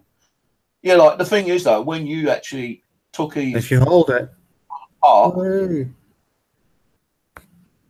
when you took each one apart, though, you did find, like, you know, fucking audio book in there, full sentences and phrases and stuff like that. And you actually took the time to, like, do it slightly different. You took, like, audio files and snipped it up to thousands of pieces, so there weren't no audio book, there weren't no, like, sentences or phrases like that. And that's, you know, when we were playing your one back, we was getting some pretty interesting results on it. You know, it was actually making full words out of, like, thousands of snipped up words, weren't it? Yeah, that's what I do now. And that's what I like. I mean, the Cultist Box is basically snipped up words, but in reverse. You know what I mean? So it's easier to pick out the words when they do come through, because obviously everything's gibberish. So what they're doing is making up words out of gibberish words. You know, like snipped up thousands of millions of pieces of words, chopped up, and it's not forward; it's reverse, like you said. But the thing is, like, you know, when you was doing that version of the Ghost Box, your, you know, hacked one, the hacked Echo Box, you made different, like, you know. you was actually doing different techniques, like you know, you had that robotic one, which we had some interesting stuff on. Oh yeah, that was that was using the phonics thing, wasn't it? The what were it now? I can't remember now. The SpeakJet file. I think I still got that somewhere on my hard drive, which I need to find. Because I sent you every version, don't you remember? Because the first version when I tried it, I chopped up a CD, remember? And it sounded like crap because it was playing like about 10 minutes of each file. It was just like weird. It just sounded like someone playing a CD. Don't you remember? We were like, oh. You said about getting like physical audio, Ghost Box audio, and then chopping it up as well. which you did. That's what I did, yeah. And like, because I did one with a Frank's box, one with a Steve's box, Steve Fulte box. I did one with a Joe's box on the banks. I did like that for that robotic one though. It kind of was really weird and crazy. Do you know what? I might actually do that again. Yeah, I might take the Cultus box app. You know what? That's a good idea, Steve. I might take the Cultus box app, duplicate it, call it something else, and just change the files. Does it mean I'll get a free copy for giving you the idea? It's free anyway. Yeah, well, I will get a free copy. I will get the beta versions like he was doing with these other versions, you see, because like every version he brought out is like beta 1, beta 1A, beta B2, beta 3, beta 3A, beta 3B, etc. until it came out to like 1.0 or something, you know, the final one. But the one I've got on here, I think it's like, hang on, what one have I got again? Well, the last one that were on Google Play, basically that within what, about 5 days, it got up to 900 and almost probably 980 downloads in about 5 days, and then it got took down.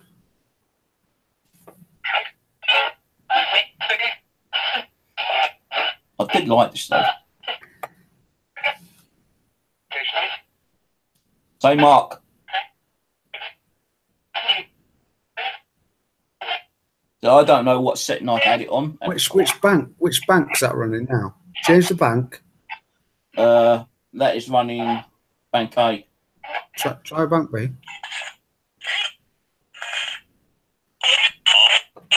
That you said, Mark. You see that there, right? That there is the one with the Joe's box on it, and that is the same bank files as what's in Spirit Communicator. So, you know, as I said, I still do like the Echo Box in one way, but I like the old version, Echo Box 2. You know, yeah. If you can see the difference. You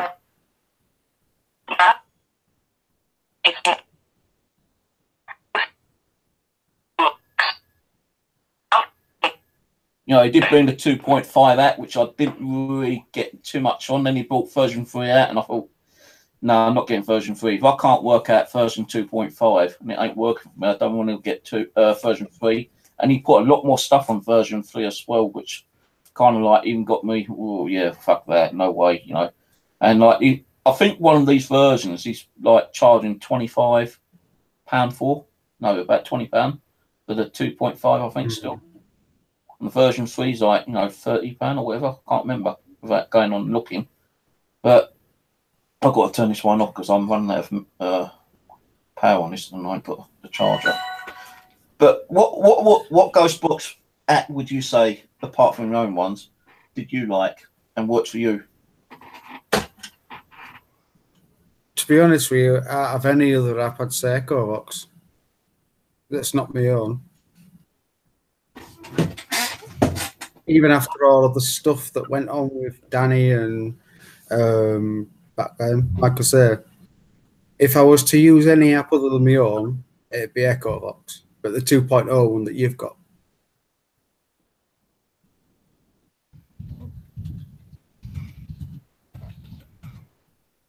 You say you're getting the error on side chat as well?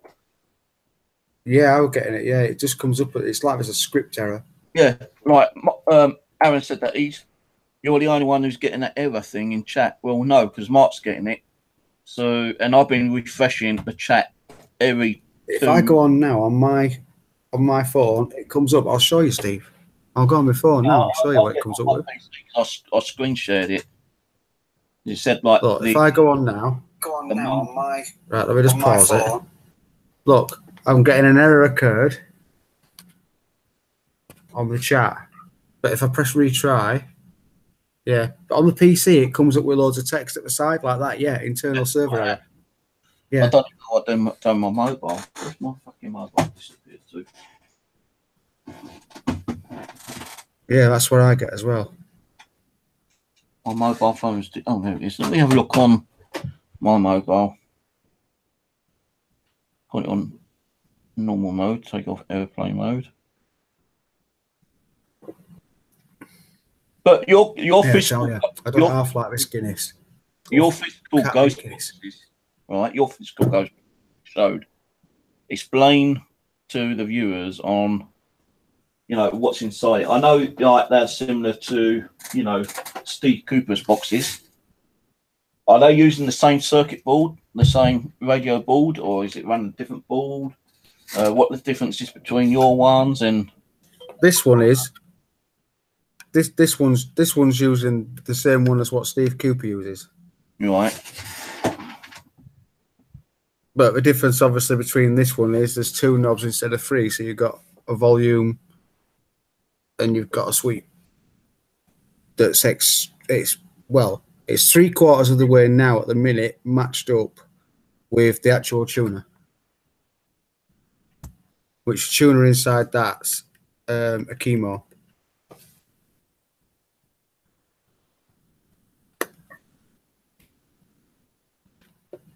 And it's the one without the white noise as well. Oh, it's got like the squelch thing on it. Yeah, the only thing I don't like, I mean, this is the one that I'm working on now.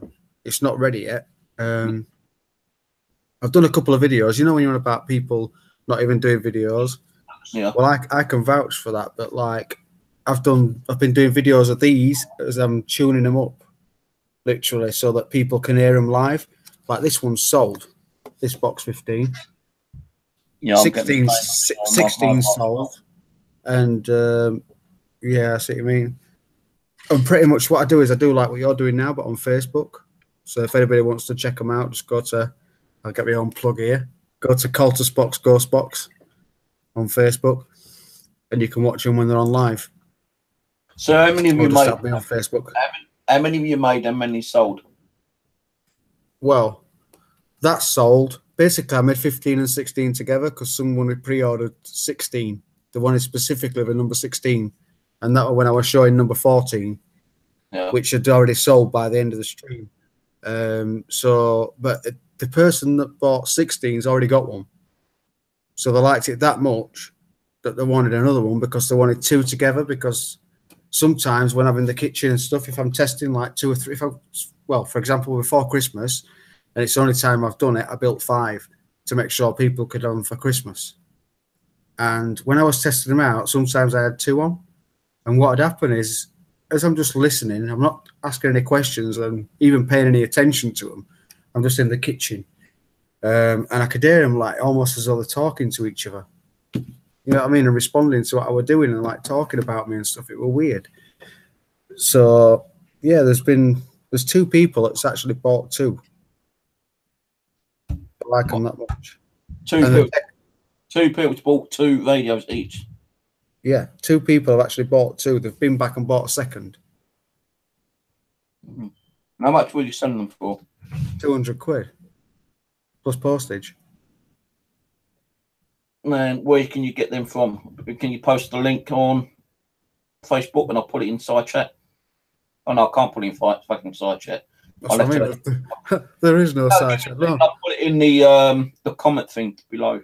If anybody wants to get one, just go on Facebook, look for Mark Cultus. You'll recognise me as soon as you find me because you'll see one of them in the profile picture. So Steve, message me on Facebook. You know, with Steve Cooper, we helped each other out. You know, I've got fucking 2 ghost boxes off him, and he helped me to build one. Yeah, Mark, him, tight-fisted, get you one and send me for, you know, give it a trial run or something, you know, and do some reviews. You know, I sent him a shitload of ghost box circuit boards, which he said ain't working, so they're blown. But I'm pretty sure he could have fucking fixed them. And he said that it one day. I don't know. Steve, you know what? You know them 2 circuits you sent me, right? Which, by the way, was for me to fix for you to give you them back. Right. I've never. Yeah, I'll tell you what, right? He's never fucking bothered looking at them. Looking at, no, I swear to God I have. I've even asked Cooper. I literally tried resoldering them a few times, and it took me weeks of odd bits of soldering here and there to fix a circuit, and like where you've burnt all the rings out. I tell you what, that board were more burnt. You could have cooked toast on the fucker. No shit, man. Both of them, they was black as ace of spades.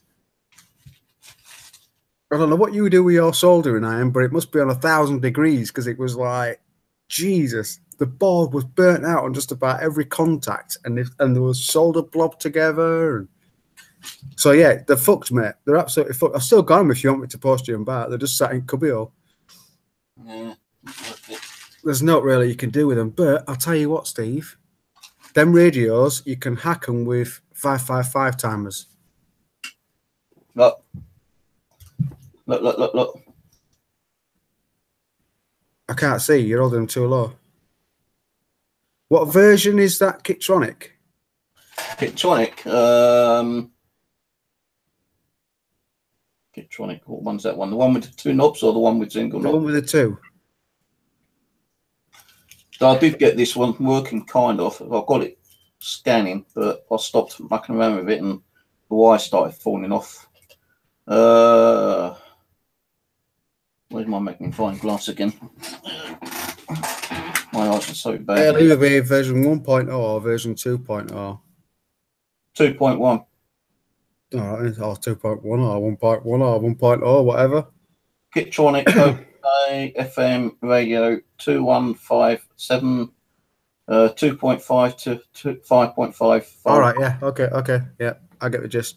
Basically, if it had been a 1.0, you could have there's a resistor you remove, and basically, if you put a switch in place of it and had the resistor on after the switch, you can actually mute the stations a bit like you can with this. So with a Kitronic version 1, you can have this and this together. Because that one's got no white noise, that one's got white noise. I was just mucking around with that one. I can't remember if it works or not still. Because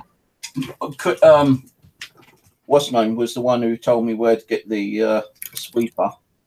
And I can't remember where you get the sweepers from now. The Kitronic I got from Kitronic itself, but the actual sweeper board I got from eBay. And I think that cost me around about 15 quid, I think, the sweeper. You know, I was trying to build a second one of my own. I know I said to Steve, I want one of my own, which we kind of helped, you know, he helped me to put it together. But, you know, I also done practically most of it myself. So I did kind of get one working with a little bit of help. The other 2 he gave me with trades. And I was trying to build another one, but I wanted to try one with a different board. And I think that's the other board he said to get, so I tried that one. It did scan a little bit, but then it stopped scanning because I kept getting muddled up on where to put the cables on the wires. You know, what went where and all that kind of stuff. And I wasn't getting nowhere that way, so I stopped fucking around with it. I got fed up with it, and I just threw it in the drawer. So, the thing is, right, this is the thing with the triangle wave kits and stuff. People don't realise it's all right buying the components, but it's not an out of the box thing you can do. You know what I mean? You can't just go and buy, like say for example, a Chemo kit radio and a Kit 23 sweep, or any triangle wave sweep. I mean, triangle wave sweep. Yeah, I've just had a comment.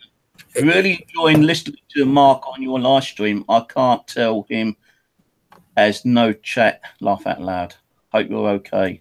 So Jackie Morris is saying that she loves you being on here talking. Cheers, Jackie. She can't write inside chat because the chat ain't fucking working. Oh yeah, I'll be on it myself. I can't do nothing about that. If it worked. But yeah, like I say, with the kits, what people make the mistake of doing is they just think they can buy 2 kits and get a solder and iron, solder it together, and it works. Yeah, but there's a lot more to it than that.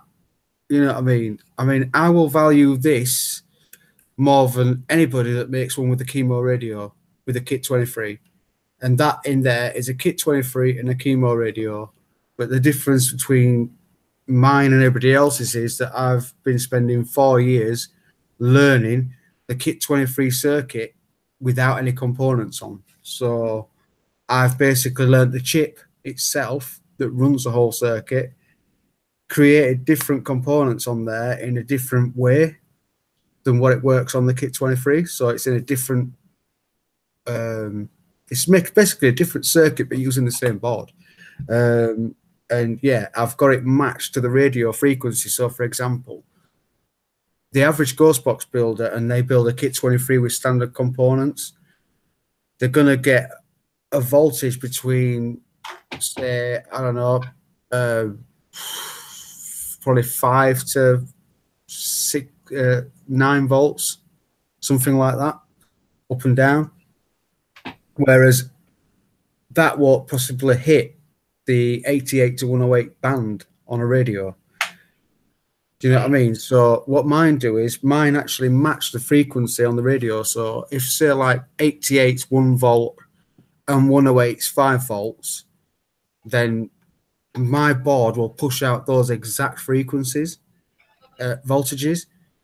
But also the triangle wave has to be clear. So you've got to get the right tone as well, the frequency in there as well as the voltage on the triangle wave, which then harmonizes it with the radio. Well, this is the one that I built.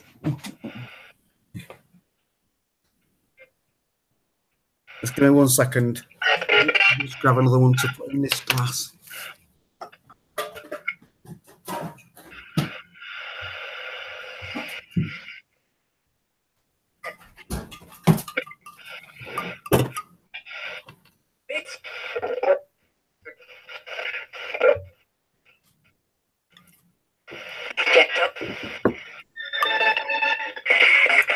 Southwest Ghost Stream, sponsored by Guinness.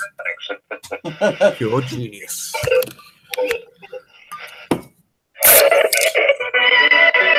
Sorry, I'm a bit fresh tonight because I've been drinking, obviously. So if I seem a bit slurry and stuff, it's because it's late and I've been drinking.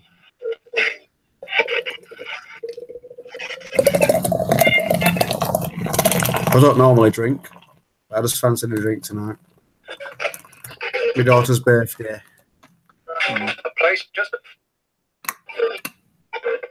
Thing with the ghost box that people build, especially with sweeps in, it's kind of like complicated on finding out the exact sweep, selection. Like what I mean is like how far you need to turn a sweep up before you get a decent response out of anything. You can make things that from what I love watching this, Steve. Have you ever watched Guinness settle? It looks ace. Look at it. You could probably do some ITC in that. Probably. If Ulrich was watching, he probably would do. Do you know what I mean? Like, you could look. It's amazing how it does it. But yeah, do you want me to? Oh, my batteries are dead. But I'll show you the newest edition with no white noise. Is that going to be sent to me to test that? No. Mark wouldn't send me nothing to test that. Nah, not Mark. One day, right? When I've got myself on my feet, Steve, right? Yeah. One day I'll surprise you because I've got your address. Yeah. One day you'll get a surprise. Come back from the. Give it a test run anyway. Sounds right. It actually sounds like shit, but when it comes through clear as a bell. The replies. It's got a few bugs on the amplifier side and the static, but it comes through. It sings, does this box? It sings to you. If you're in chat, by the way, here's a tip: just sit there now and ask questions to this box and see if you get out from it. And I won't even ask any questions. I can't ask questions. That ain't working. You can, and everybody else can, but just see what you get. I'll fiddle with sweet milk. No, I would invite other people to chat, but I can't encourage them in chat. Oh, yeah. Well, they can still try it. They might not need to post it, but they can always tell you through private message or... If you want to ask a question through Facebook, you got me on Facebook. You want to ask the spirits a question, let me know and I'll ask them. They can ask them from there and see if they get responses they are. In spirit, will Mark become famous under the ghost box? Jesus. Will Mark become famous with these ghost boxes? I don't want to become famous. No, but if you can do like fucking your stuff.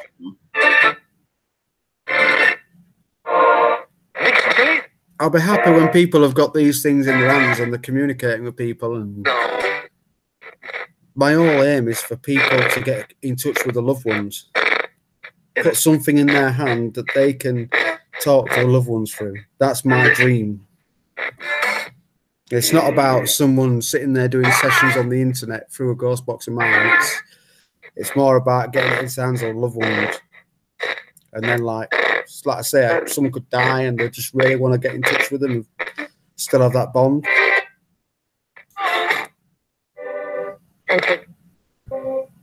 Can you hear it, Alex, Steve? Yeah, I can hear it. I wish this chat. Shame we can't see this chat, innit? Because I love seeing what people can hear through it, because it's like when I do live streams on my Facebook, the people go crackers. But obviously I can't hear it very well, so I've got headphones. I don't think it actually worked while I've still got the string working. If I was to end the stream doing it, it might work fine. Yeah. Well, why don't you? Oh yeah, I was going to say, you know, you've already set it all up and had it advertised all right, haven't you, to get it on? Otherwise, you could have just reset the stream and see if the chat works. No, I can't reset it if I came out. Like, I can exit the stream, come back in, but I can't reset it. Like, you know, exit the stream, end it, come back in. Yeah, that's what I mean. Yeah, you'd have to end the stream completely, wouldn't you? I can just say get out then. Hello, if there's anybody there, can you tell me the name of the person I'm talking to now?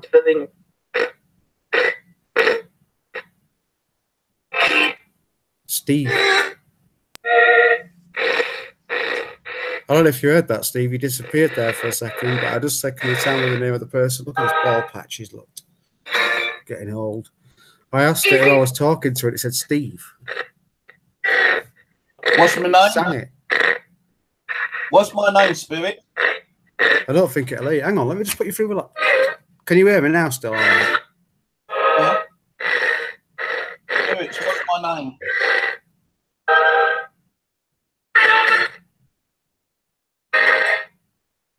Aaron there, I think that's it. Yeah, Aaron's watching, I think, still.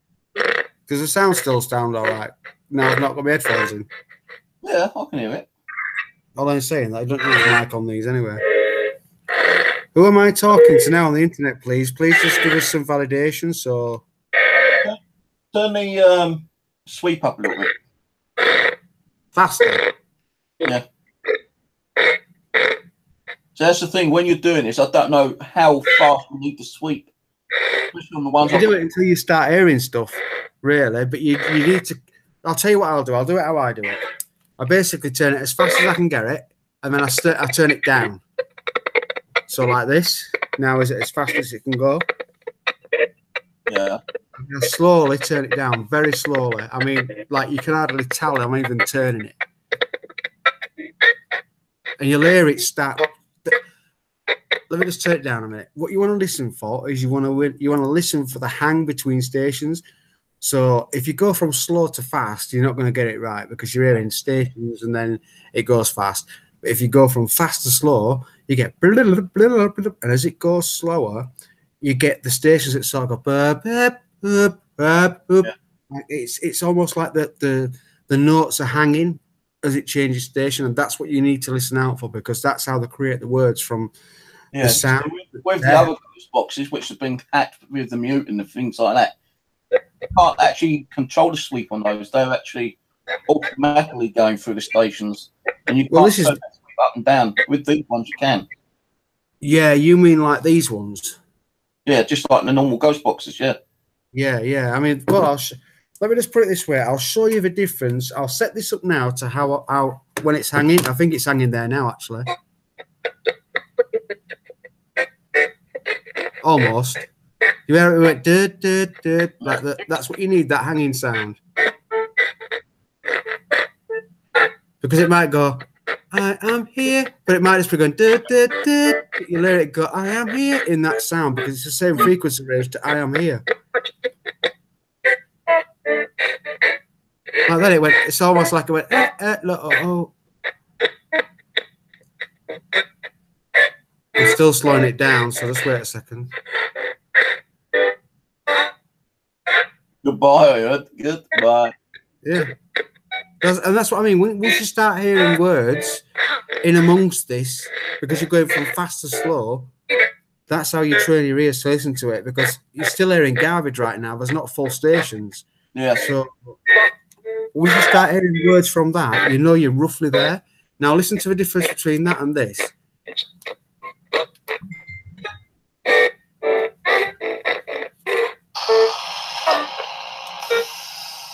So this is a, let me turn this down. This is a hacked radio as opposed to a linear sweep.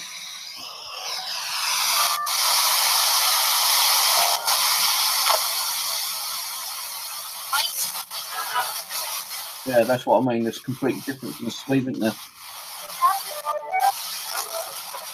But the thing is, you are hearing the radio stations as radio stations. Yeah. It's that if by chance the radio stations collide and make up a word, then you've got something. Whereas with these linear sweeps, it's about the hanging of the frequency. So let me just show you on this one the difference. Now it's got white noise. It'll do the same thing as that, but with white noise in between. And this is my favorite. I just love the way it does it. Will probably groan and roll their eyes. Just give it a sec. Oh God, it's on. So again, what I'll do is I'll turn it to its fastest. The batteries are actually quite dead, so I'm hoping it's going to be all right. So that's at its fastest. So I just slowly turn that dial so you can't tell I'm moving it. You'll hear it change. It'll just like fade into the words. Said Mark then.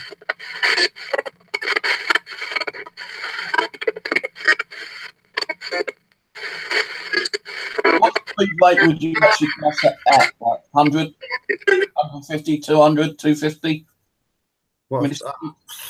I have no idea. It's fast, very fast. I mean, we're talking. Oh Jesus, no! It'd be faster than that. To be honest with you, I mean, we're going from 88 to 108 in this right now, as it is now. We're going from 88 to 108 in probably. If I think of how it looks on my multimeter, let me just kind of visualize it in my head on the multimeter around this speed. Hang on. So what?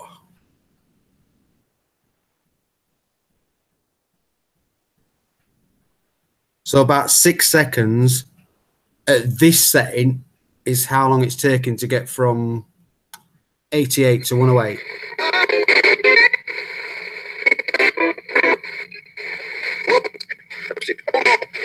Aaron wants to know when can you start driving in Spirits. Do you know what date? When what, sorry? Aaron wants to know when he can start driving again. What day? Okay. Hang on, man, let me just get this all tuned in and then we'll see what this says.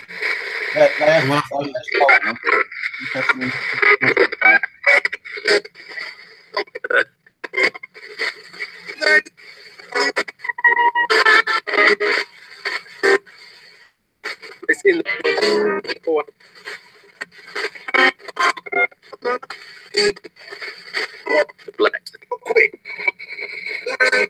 Batteries aren't very good on this, so I've got to have the volume pretty much turned up on full. It's kind of loud on mine, actually. I turn my phone down because it's blowing my eardrums out. Hang on, man, let me take it down. Is that better? Yeah.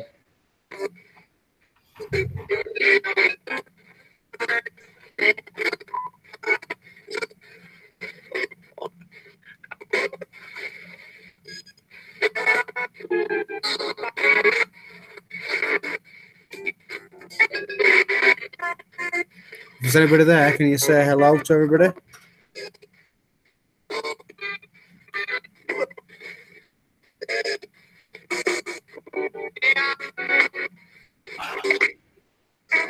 I'm going to leave you to do that for a little bit. Yeah, I'm just going to make myself a cup of coffee.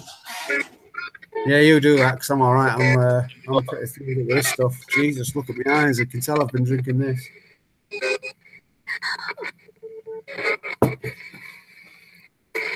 Proudly sponsored by Guinness.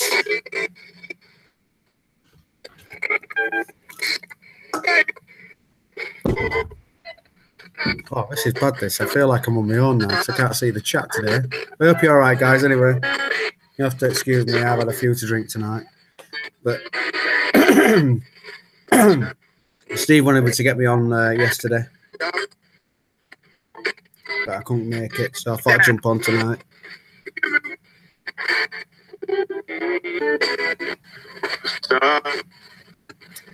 If you do want to see more from me and what I do with boxes, my apps, just look me up, Mark Coltus on Facebook. If you look through my videos on this channel that I've got, just click my name, look at my channel. You'll see some that tags me Facebook and yeah.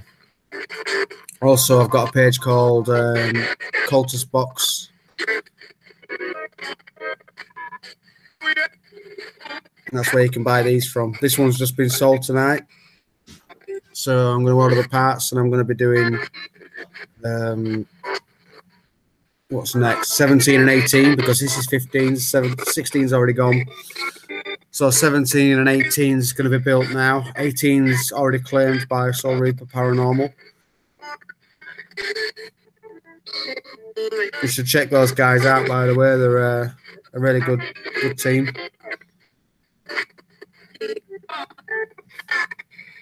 Yeah. The batteries are too dead in this. I need some batteries. That's strange. I turned it off and then it come back on. Now, luckily enough for this one, the batteries aren't that cracking, but I've got some more. So let's just have a go with my new one. I need to use this as much as possible because I need to change the bits in it, but I need to know what to change, so why not test it live?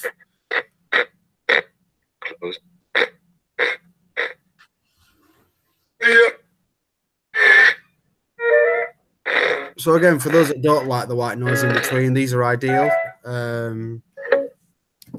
This one here has a mono out. This one will have. I'm just waiting for it to arrive. And then you can plug it in things such as portals, echo devices, guitar pedals. Here's one particular echo device that could be used. Put in a box.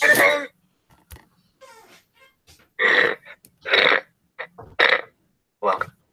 The other thing is that noise in between the stations is a bit horrible. I need to get rid of that somehow. Yeah. Other than that, when it's on, it's fine.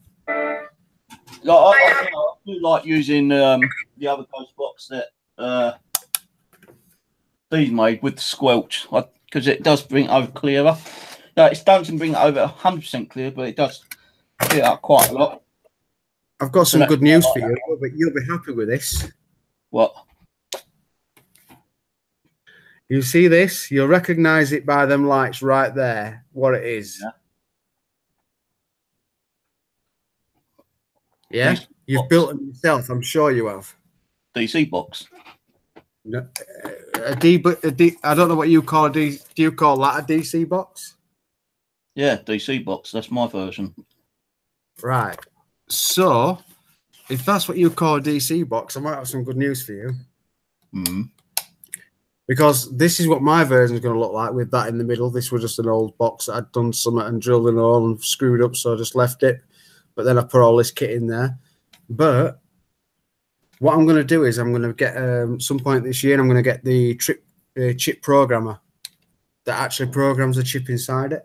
Yeah, I know. I talked about that last year with you, didn't I? Yeah, but this time I was getting on particular website who does the kits, and he was able to do the chips for me, but I had to buy the chips separately. Well, I could buy them off him, but he was programming like 50 chips. That came as it is. That came with everything. Yeah, I know, but the chips weren't all that good, and the actual buzzer wasn't all that brilliant. So what I done, I changed the buzzers over. Where did you order? I found that the chip sometimes wasn't that good, so I actually bought the chips on eBay from China. I bought like 50. I asked the guy to actually program, and he programmed them for like £100. So it's like £2 per chip. What? How much? Chip? Yeah, £100 to program 50 chips. He was charging £2 a chip. So the IC2 PIC 12F 508, yeah? Yeah. That's the one he programmed up for you. Yeah. Do you want me to tell you something, right? So I would have I don't, tried want to. I don't want to incriminate myself too much on here, but you know, Sky TV, cable TV, internet, and stuff like that. Yeah. Yeah. You know those little chips inside those units, inside the cards. Well, yeah. Let's just say I could do a bit of programming and enable a few things and disable a few things. Yeah. So what I'm going to do is basically when I turn this on and it goes like this, I can change the frequency of that. I can also change how the lights work as well. So, for example, it's going to get a bit noisy around here. Just give me a second.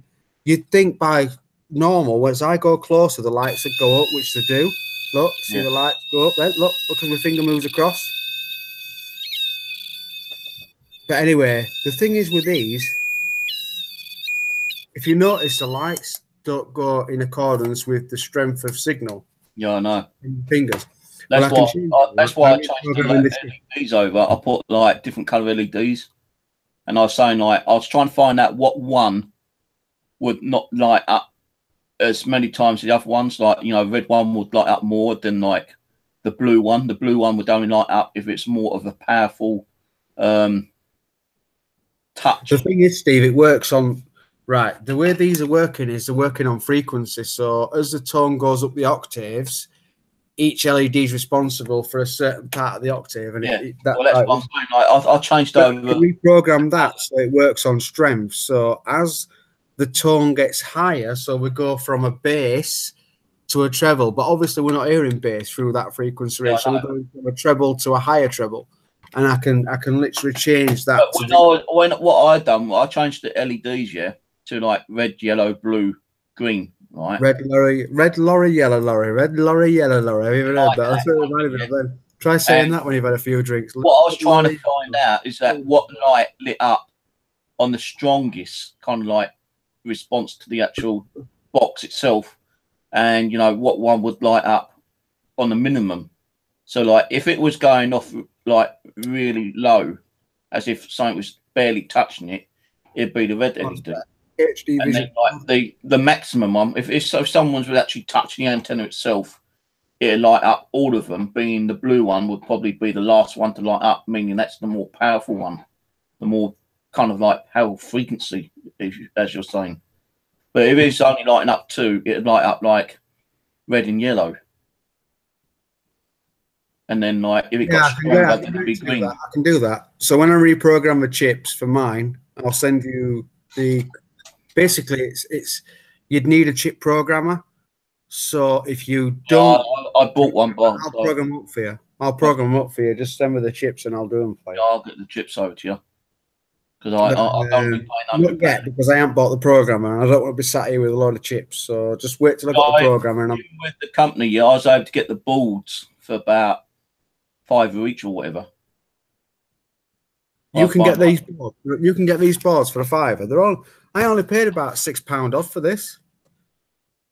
Yeah, but I was changing over like the resistors and the capacitors and other kind of stuff. I was trying to find out how I could make nothing on that kit. Better and louder.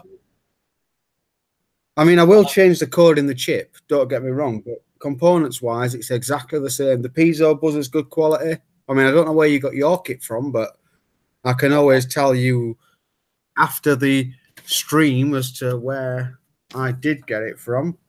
Well, you can type in the side chat. I can tell you if I've got mine from the same. I've got no side chat, have I? I've got nothing. No, in the hangout chat. I keep forgetting that there's literally just me and. I keep forgetting we've actually got people watching us because I can't go in the thinking. Hang on, I've only seen a bubble come up. Don't forget, right? I'm getting too old for this. Ah, there we go. Okay, then, yeah, right. I can type it in there. Yeah, I keep forgetting we've got people watching because obviously. Yeah, Jessica, I've seen it. I know we got an there on chat. We can't do nothing about it. It's down to YouTube. And someone did come on pretending to be you, but they got kicked off. Someone came on pretending to be me? No, my daughter. Who? Someone came on pretending to be my daughter, Jessica. Your daughter? I've noticed your daughter's on every time I come on your stream normally. Well, no, like she only comes on when she can because she's got a kid. She's got a child now, hasn't she? Yeah. I'll tell you something. I can see That's you. where I got mine from. I can That's see what you I in got your. mine from. He's charging me like about £2 per chip to actually burn it and program it. Yeah. The boards, he was charging me about £5 per board. Steve, oh, I've put my box back now. I have But actually now, got. I know you can get the kits cheaper now, but originally those kits on eBay when I first saw them, yeah, they were £20. Then Mad Lad, that company, that site that I've just shown you. yeah, I know. I'm just saying, like on eBay when I first found them, because I didn't know where they were coming from. Yeah, I originally bought them at £20 each. Yeah, and then eventually I found that company was doing them at £15, but now he's dropped his prices even more. Yeah. So, like, you know, I will probably get some more if I need them, but I've probably got about 10 boards left. To be honest, all that's in that is just, that is the exact same thing as what's in any a REM-pod, I know. Yeah. Just give us 1 second. I'm just gonna get my chip programmer out, my old one, from when I used to do my naughty boy days. So I've already proven that the REM-pod is similar circuitry to the DC boxes that, you know, I've got, the one that Mark just showed you. And they are still, you know, a reasonable price. They're not cheaper as you said they are.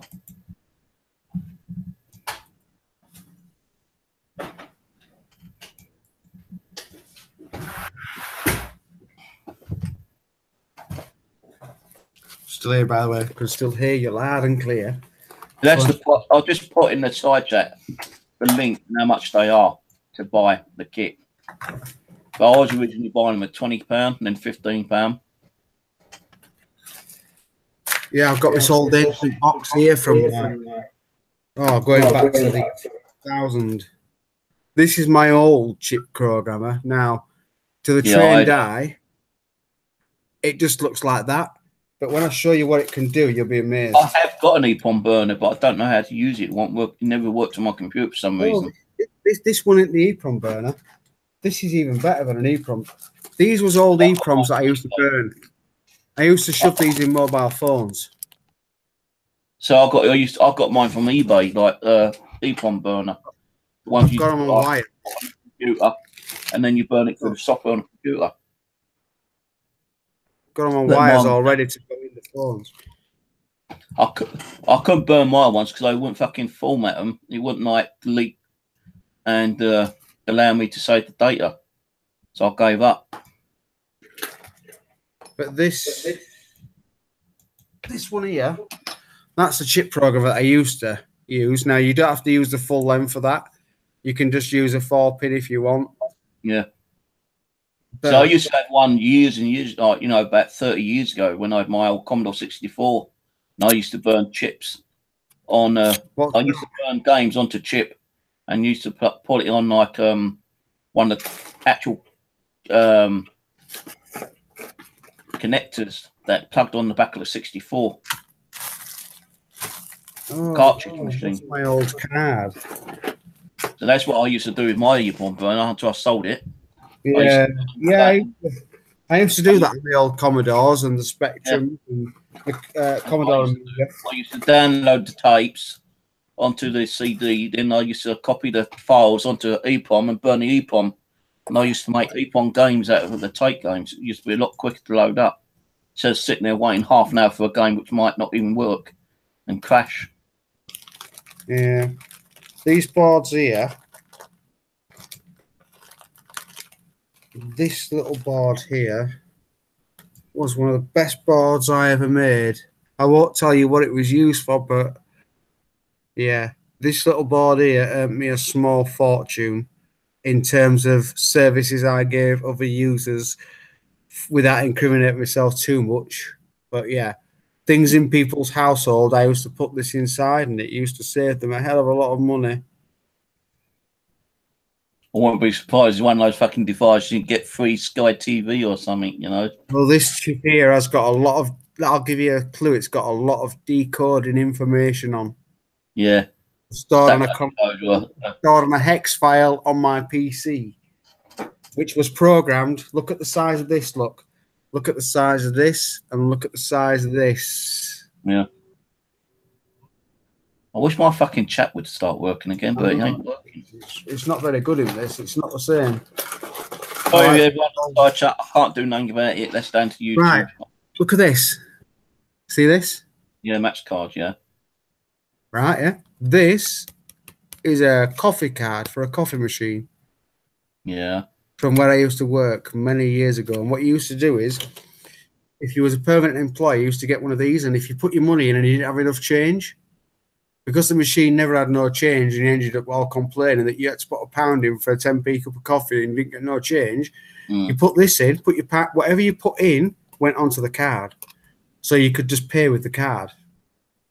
So it was like a top-up card. Yeah. So basically you could take this, plug that in there, plug that in your PC. This here is a microchip. Just the same. Fucking £100 credit on or something, buy one coffee. Let me tell you a secret. This microchip here, yeah, right, is the exact same as this microchip here.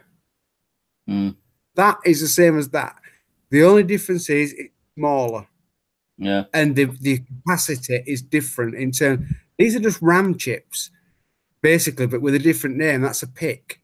Whereas this is obviously a start using them smaller chips in radios later. They look square ones. I'm pretty sure they do. I've got some smaller chips actually here for future devices. Look at the difference from what I've just shown you to them. Yeah. Let me just show you the difference. No, a lot smaller. Because you got the 4, 8, 16, haven't you? Chips. Yeah. But anyway, as I was saying, this this particular thing here, right, as I've just shown you, can go onto there.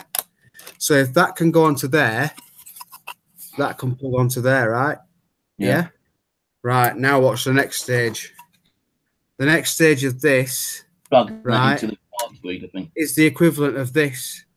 Yeah, because look at the contacts on there to there. Yeah. Right. This can plug into a certain place and give free services. Yeah, like a satellite TV box. I don't do it anymore now. Yeah, but I know who used to do that. So in the old days, instead of programming up things like these that you can get from machines or blank ones you can buy for a couple of pounds from Maplins and places like that, you used to program it up on here, put it on there, and I used to actually rent out this actual whole device here before the days of being able to provide one of these on the cheap. So this would cost a fair whack per year. Well, I wouldn't say a fair whack, but a lot more saving than what people were paying for that. And should they cut this off, I just unplug the chip and put a new one on. But you know, in terms of the law, that's just me saying that. I could be talking absolute bullshit. As I said like earlier, like the technology now is completely changing around. Like, you know, you're getting ghost box, which is similar to the older ones, like the DT250, which can't even be fucking modified because of the new circuitry inside. Them ones, you know. What's that? The DT250, like the one I had, the one you kept asking me to sell you. I can't remember what I done with DT250. But I bought this one. Now, Steve, I've got one, mate. And it can't be hacked. One. So what other ghost box have you got that I might want? What other ghost box have you got that are good? My Amiga one. Amiga one. Nah, I want. Do you know what? Do you know the only radios I'm interested in? Right, is I am interested in the popular Shack Hack radio. Yeah. No, I can't help you there. But I have been given these two radios. The Roberts. That's been given to me from Rose. And the Optimus, which is part, apparently, I'm not sure, but the Optimus was part of the Radio Shack or something. That one. That one. That one was given to me by Rose. And she has got some bigger ones that she sent down because she felt she blew them up. But what happens is that you can't run them off the mains. So the main thing blew on them. But you can still run them off batteries. And I keep telling her to send me the form through so I can send them back, the delivery form. I like ones like these. But this is no longer working, obviously. There's one in the box. There's one in the box which she's got. I just ain't opening the box up because it's all sealed up. Because there's 2 radios in there. She had where is it? I mean, obviously not that radio, but you get the same lines. The shack ones. So she sent me this one, Dan, but that's the newer version. And there is supposed to be a hack in it, but I can't find a hack. Oh, is that the ribbon? Yeah, no, I don't know. I can't remember. But there is that is West King knows all about them. There is a update. This is the latest update version, and there ain't no snip of the mute in there.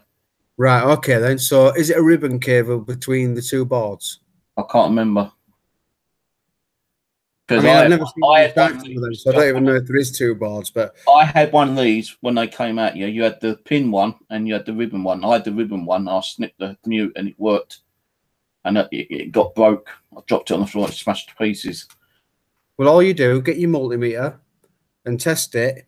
And what you want to do is before you start tuning, have it on a test point. So you want to put the black prong of this on your battery negative. And then basically your positive prong, touch it on one of them on the ribbon, so the first one.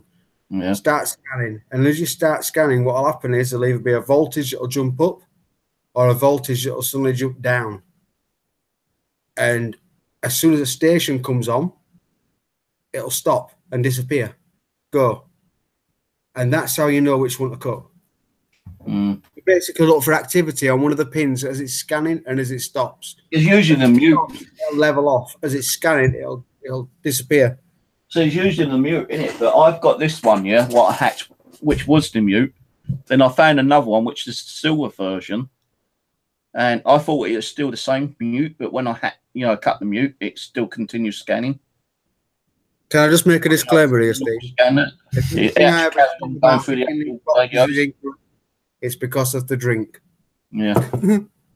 If I've worded it wrong. But the silver one, I couldn't hack. The silver one, I snipped the wire, but it still continued scanning for the radios and stopping on the radio stations when they found it.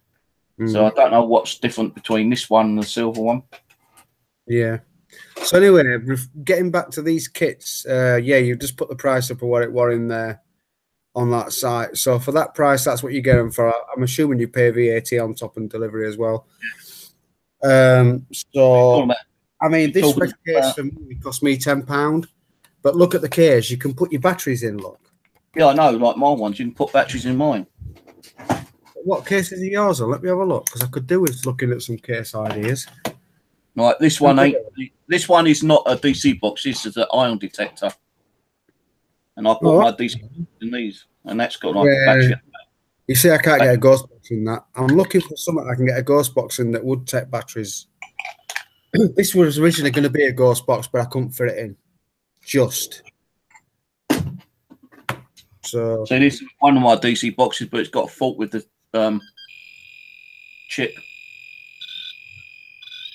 I know what's wrong with it. I just haven't been able to fix it yet. How do you know that's a chip? That sounds to me like there's a white. That sounds to me. Do you know what? I'll tell you what that sounds like. God, I sound so drunk. Jesus, I shouldn't be on the stream when I'm drinking, really, because obviously I'm getting drunk. I think it's the actual one the resistors put round the wrong way round. That's what it is, I think.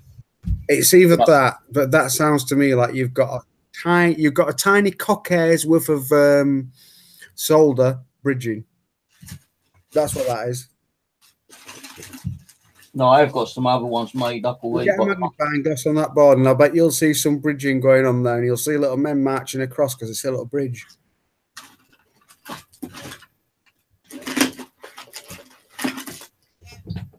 No, I've got a couple already made up. Anyway. You know what, Steve? You know me, right? I don't even drink, but I don't know what it is. But we went on holiday, and obviously I had a drink because we're on holiday with the wife and stuff. I had some Guinness and I absolutely loved it.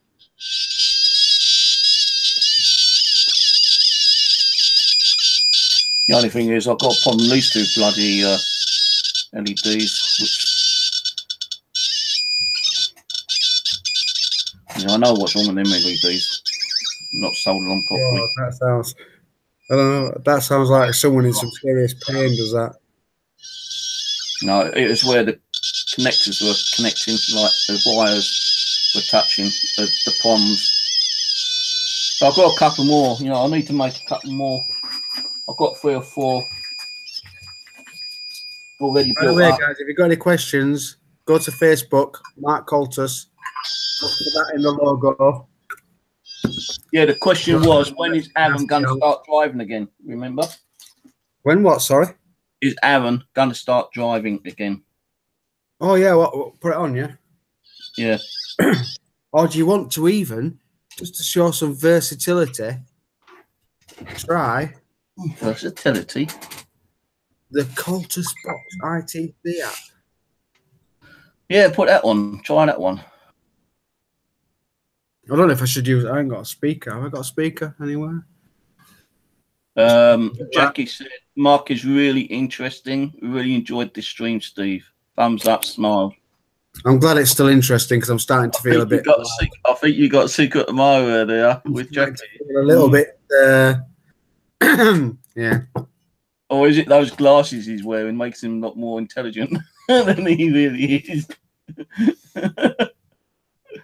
I'm sorry that the chat ain't working, guys. I just can't do nothing about it. Even if I was to end the stream. Oh, like I say, if you want to send me a message, I mean, you obviously got Steve's details, but if you want to send me a message, just like I say, you don't have to send me a friend request if you don't like. Just drop me a message on my Facebook. I'll see it on my phone and I'll reply to you. Well, actually, it's going to be a bit hard now because I'm going to do a stream with this on, but yeah, you know what I'm saying. I can still see. I can see if you've got anything you need to say to me. I can see it. Just drop me a message on Facebook. Right, okay then. So I'll put this on, let it get warmed up a bit, see what we can get, and then if we start getting any responses, we'll ask this question. Just make sure you can hear it. It said hello straight away. She said you're like a mad scientist. He's a mad scientist, all right. Colour Spirits, Aaron wants to know, when can he start driving again?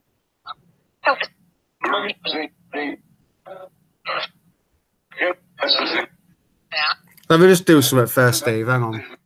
Because I don't really do it when I jump on a live stream, but I'd rather do it now.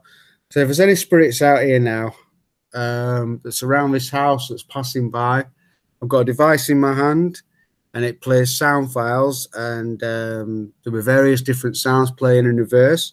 If you could try and manipulate the sound that comes from my phone to form audible words, I've got a recorder here in front of me and a camera.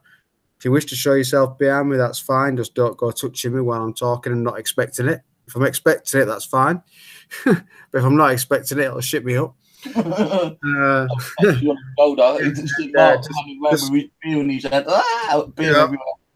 We're good people around here. We've got a positive vibe going on, and we mean you no harm. Just speak through the box if you can, as clear as possible. It'll be as exciting as for you as it is for us, the fact we can hear you. So please embrace in this joyful feeling of communication between life and death. Let's speak.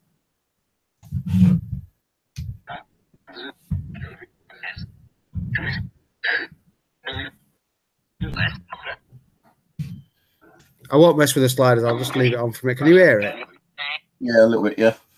Hang on. See, the thing is, let me get a speaker. What I was going to say earlier is that it's kind of like unusual that some people can hear EVPs say one thing while other people hear it say a different. Like an EVP could come through and say, "Hello, David," when it could be saying like, "Goodbye, David," you know.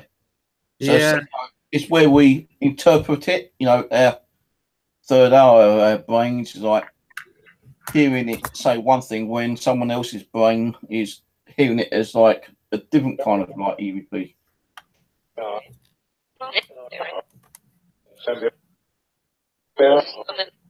the thing with this app, I have it really quiet and you need a good loudspeaker for it, because There's a reason why I believe they come through much clearer if it's more subtle tones. Can you hear that? Yeah.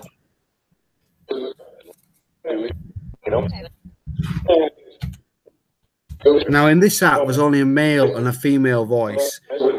There's no different variations of the male. There's no variations of the female. So should you hear a different voice, the chances are you've probably got something really unique coming through. If there's anybody there now, can you say hello?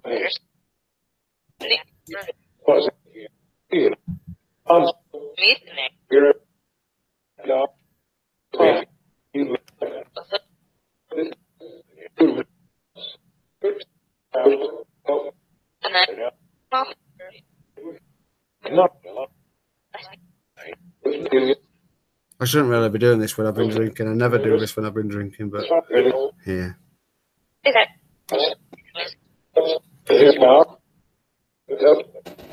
Who am I talking to now, guys?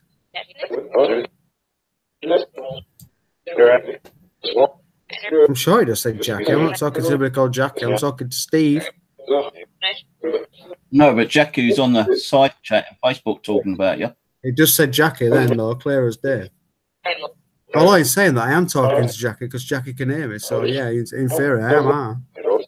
So here's Mark's Google Culture Box ITC. Just look under Mark Culture Communication, and you'll find it there. Sure. I haven't actually downloaded it, but I might have taken it off because I need the space on my phone. Keep saying spirits here. Which spirits are here now? Can you say your names, please, one at a time?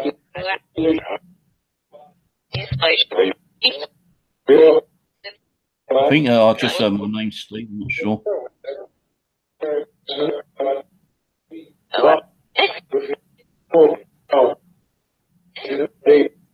I get a lot of help come through as well.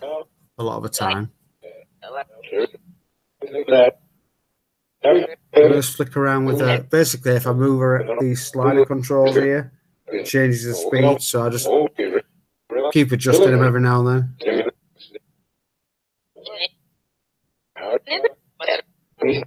No, on my phone.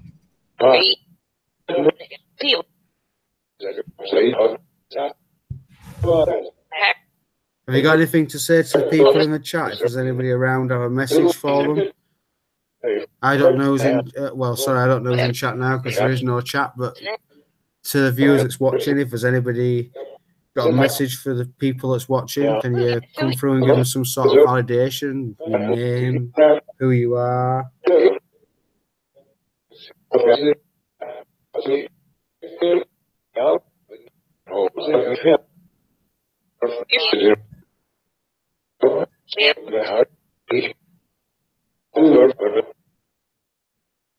Why do you need help?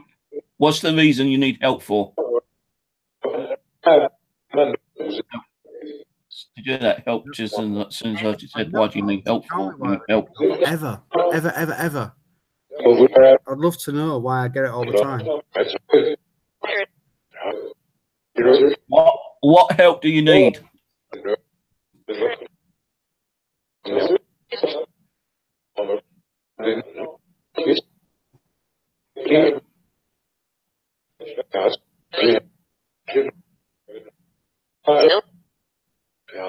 Hello? I heard someone say hello.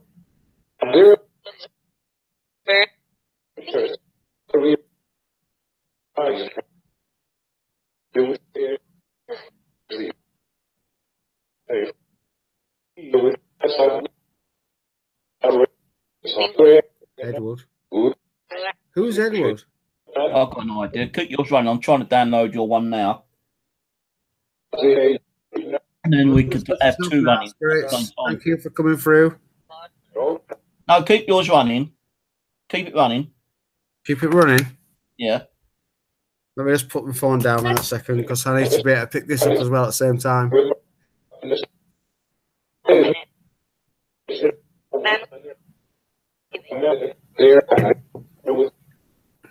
I'm also about to do a fag, so if you download mine, then you can just put separate on for a bit. Or I can leave the ghost box on. Yeah, now if you press that bit with the sound waves in, it'll change the background. Yeah.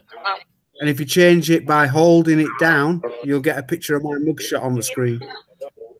That's a little secret Easter egg I put in there that nobody knows about until now. Because I just told you. I just said Rose.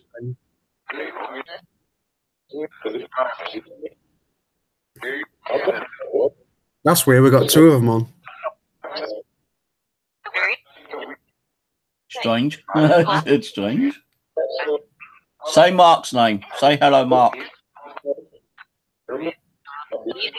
Mark.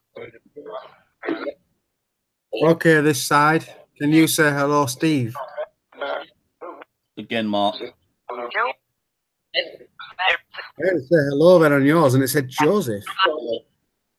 Is there a Joseph watching right now? I think it says Steve. I'm not sure.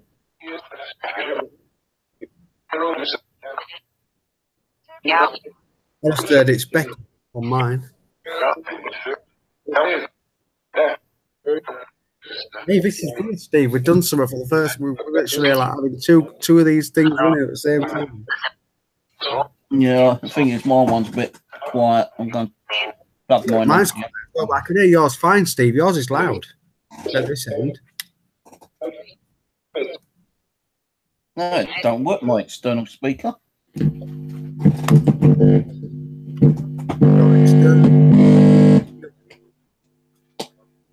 Sorry, guys. I'm just going to turn mine off a minute because I am extremely gagging for a cigarette, which my back door's here. This stuff that does it. You know. Usually I have a pint and then I have a cig. Not that I drink anymore, but I used to in my teenage years. That's how I'd do it. I'd go in the pub or in the bar and I'd have a cigarette and a drink. See what you can get from that stick, and I'll just go out and have a quick cig. Yeah, I won't be on much longer anyway. Not if chat's not working. Yeah. But if you are one, I'll probably get about 10 more minutes, then close the stream down. Yeah. Oh, I'll wait a minute then before we do. We'll go out in 10 minutes.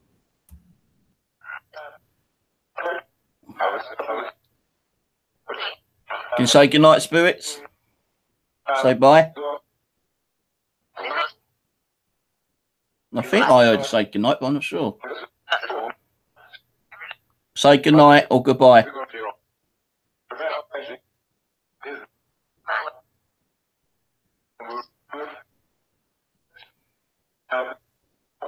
Right, thank you. Goodbye. So the thing is, with applications though, like even when you are getting something coming through, our mind it kind of like interprets it, making us think we're hearing what we want to hear.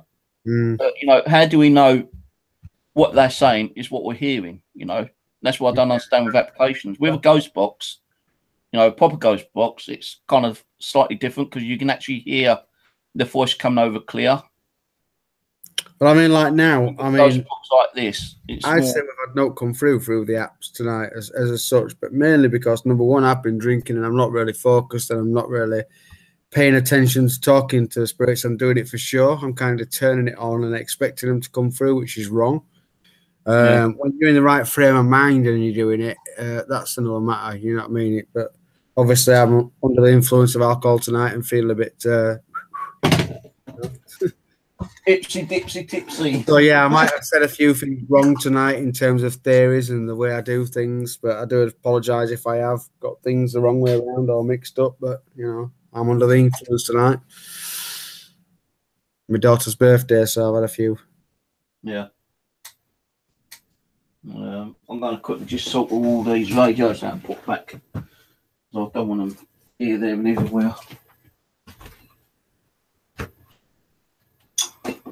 So, a house full of radios. See, these are the kind of radios I like, folks. These kind of radios.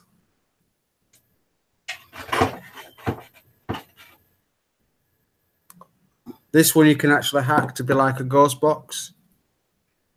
They only cost about £25–30.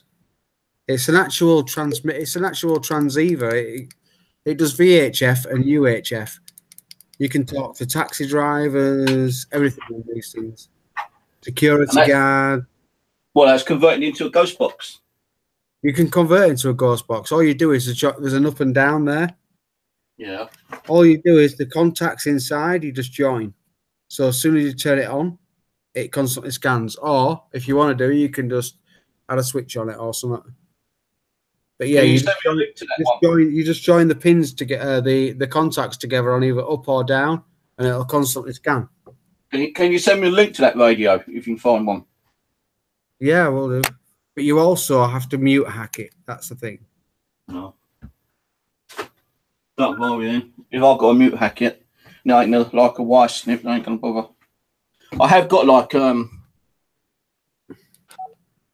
radio that scans like airwaves and taxis and stuff like that, but I don't know what I've done with it. Yeah, well, this doesn't just scan it. You can actually talk back to them. Oh no, my one. What's the name? If you can find a link for one, I'll check it out and see how much it costs. Because I'm always up to like testing other stuff out. Yeah. Well, like I say, I will do, but not tonight because I'll remind you during the week. Judging by the time, I'm about ready for my bed myself. Yeah. So I'll have a cig and get myself into the old pit and grab some shut eye. Well, cheers for coming on anyway. I'm going to shut it down because like chat ain't working. No, ain't fair. You know, I know people. No, it's not the same, is it, when chat's not on? So apologies about that, and that's YouTube issue, not my issue. Maybe the fake Jessica decided to complain that things were being said in chat when there wasn't being nothing said in chat. I don't know. The fake Jessica? What's that all about? Yeah, someone came on under my daughter's name, fake Jessica. Oh, yeah, you mentioned earlier, something about that. Talking shit. Okay. So they got kicked straight away. Wish I screenshotted that, but I didn't think about it. But I'll probably be doing a stream Monday night, with me camera facing in the other bedroom. I might try to get the Xbox Connect up and running. I don't know yet.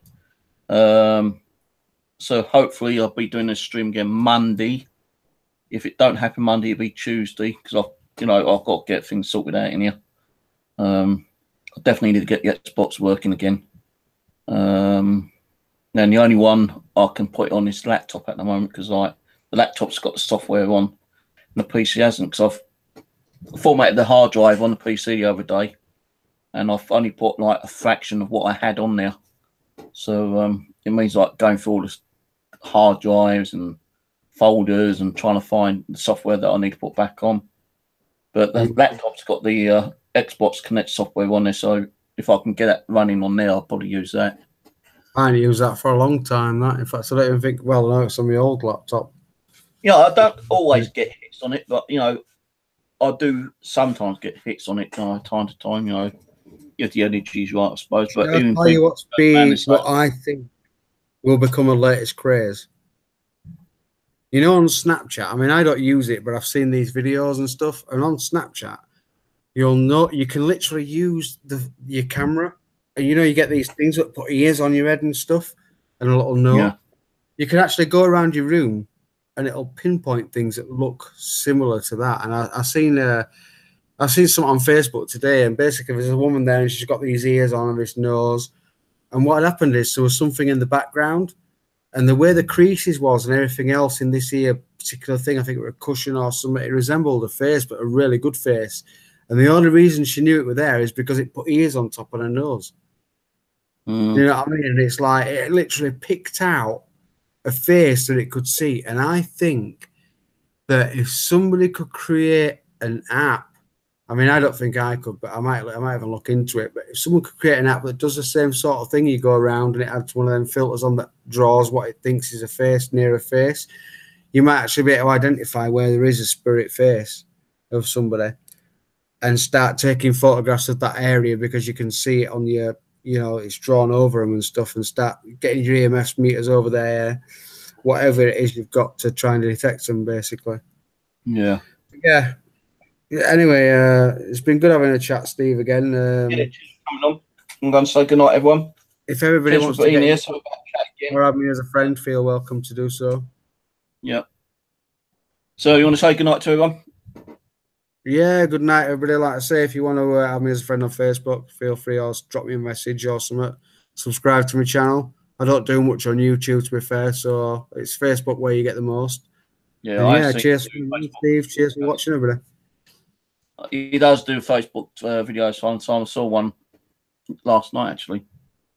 All right, Yeah, I do. sorry about Every night. chat, guys. I keep saying it's not my problem. It's a YouTube problem. And I don't know. It's just this stream that's being affected, or other people's streams. I don't know. I might quickly do another stream just as a test one. So you see me come online, don't bother coming.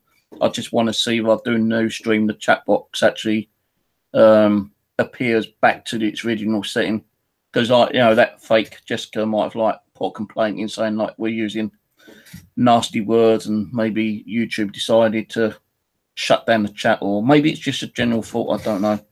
But I'm going to give it a quick test run and see what happens. And if it's still the same, then it's the same. We just have to wait until see what happens. All right, then. Good night, everyone. God bless. Catch you later. Love, light, peace. Bye-bye.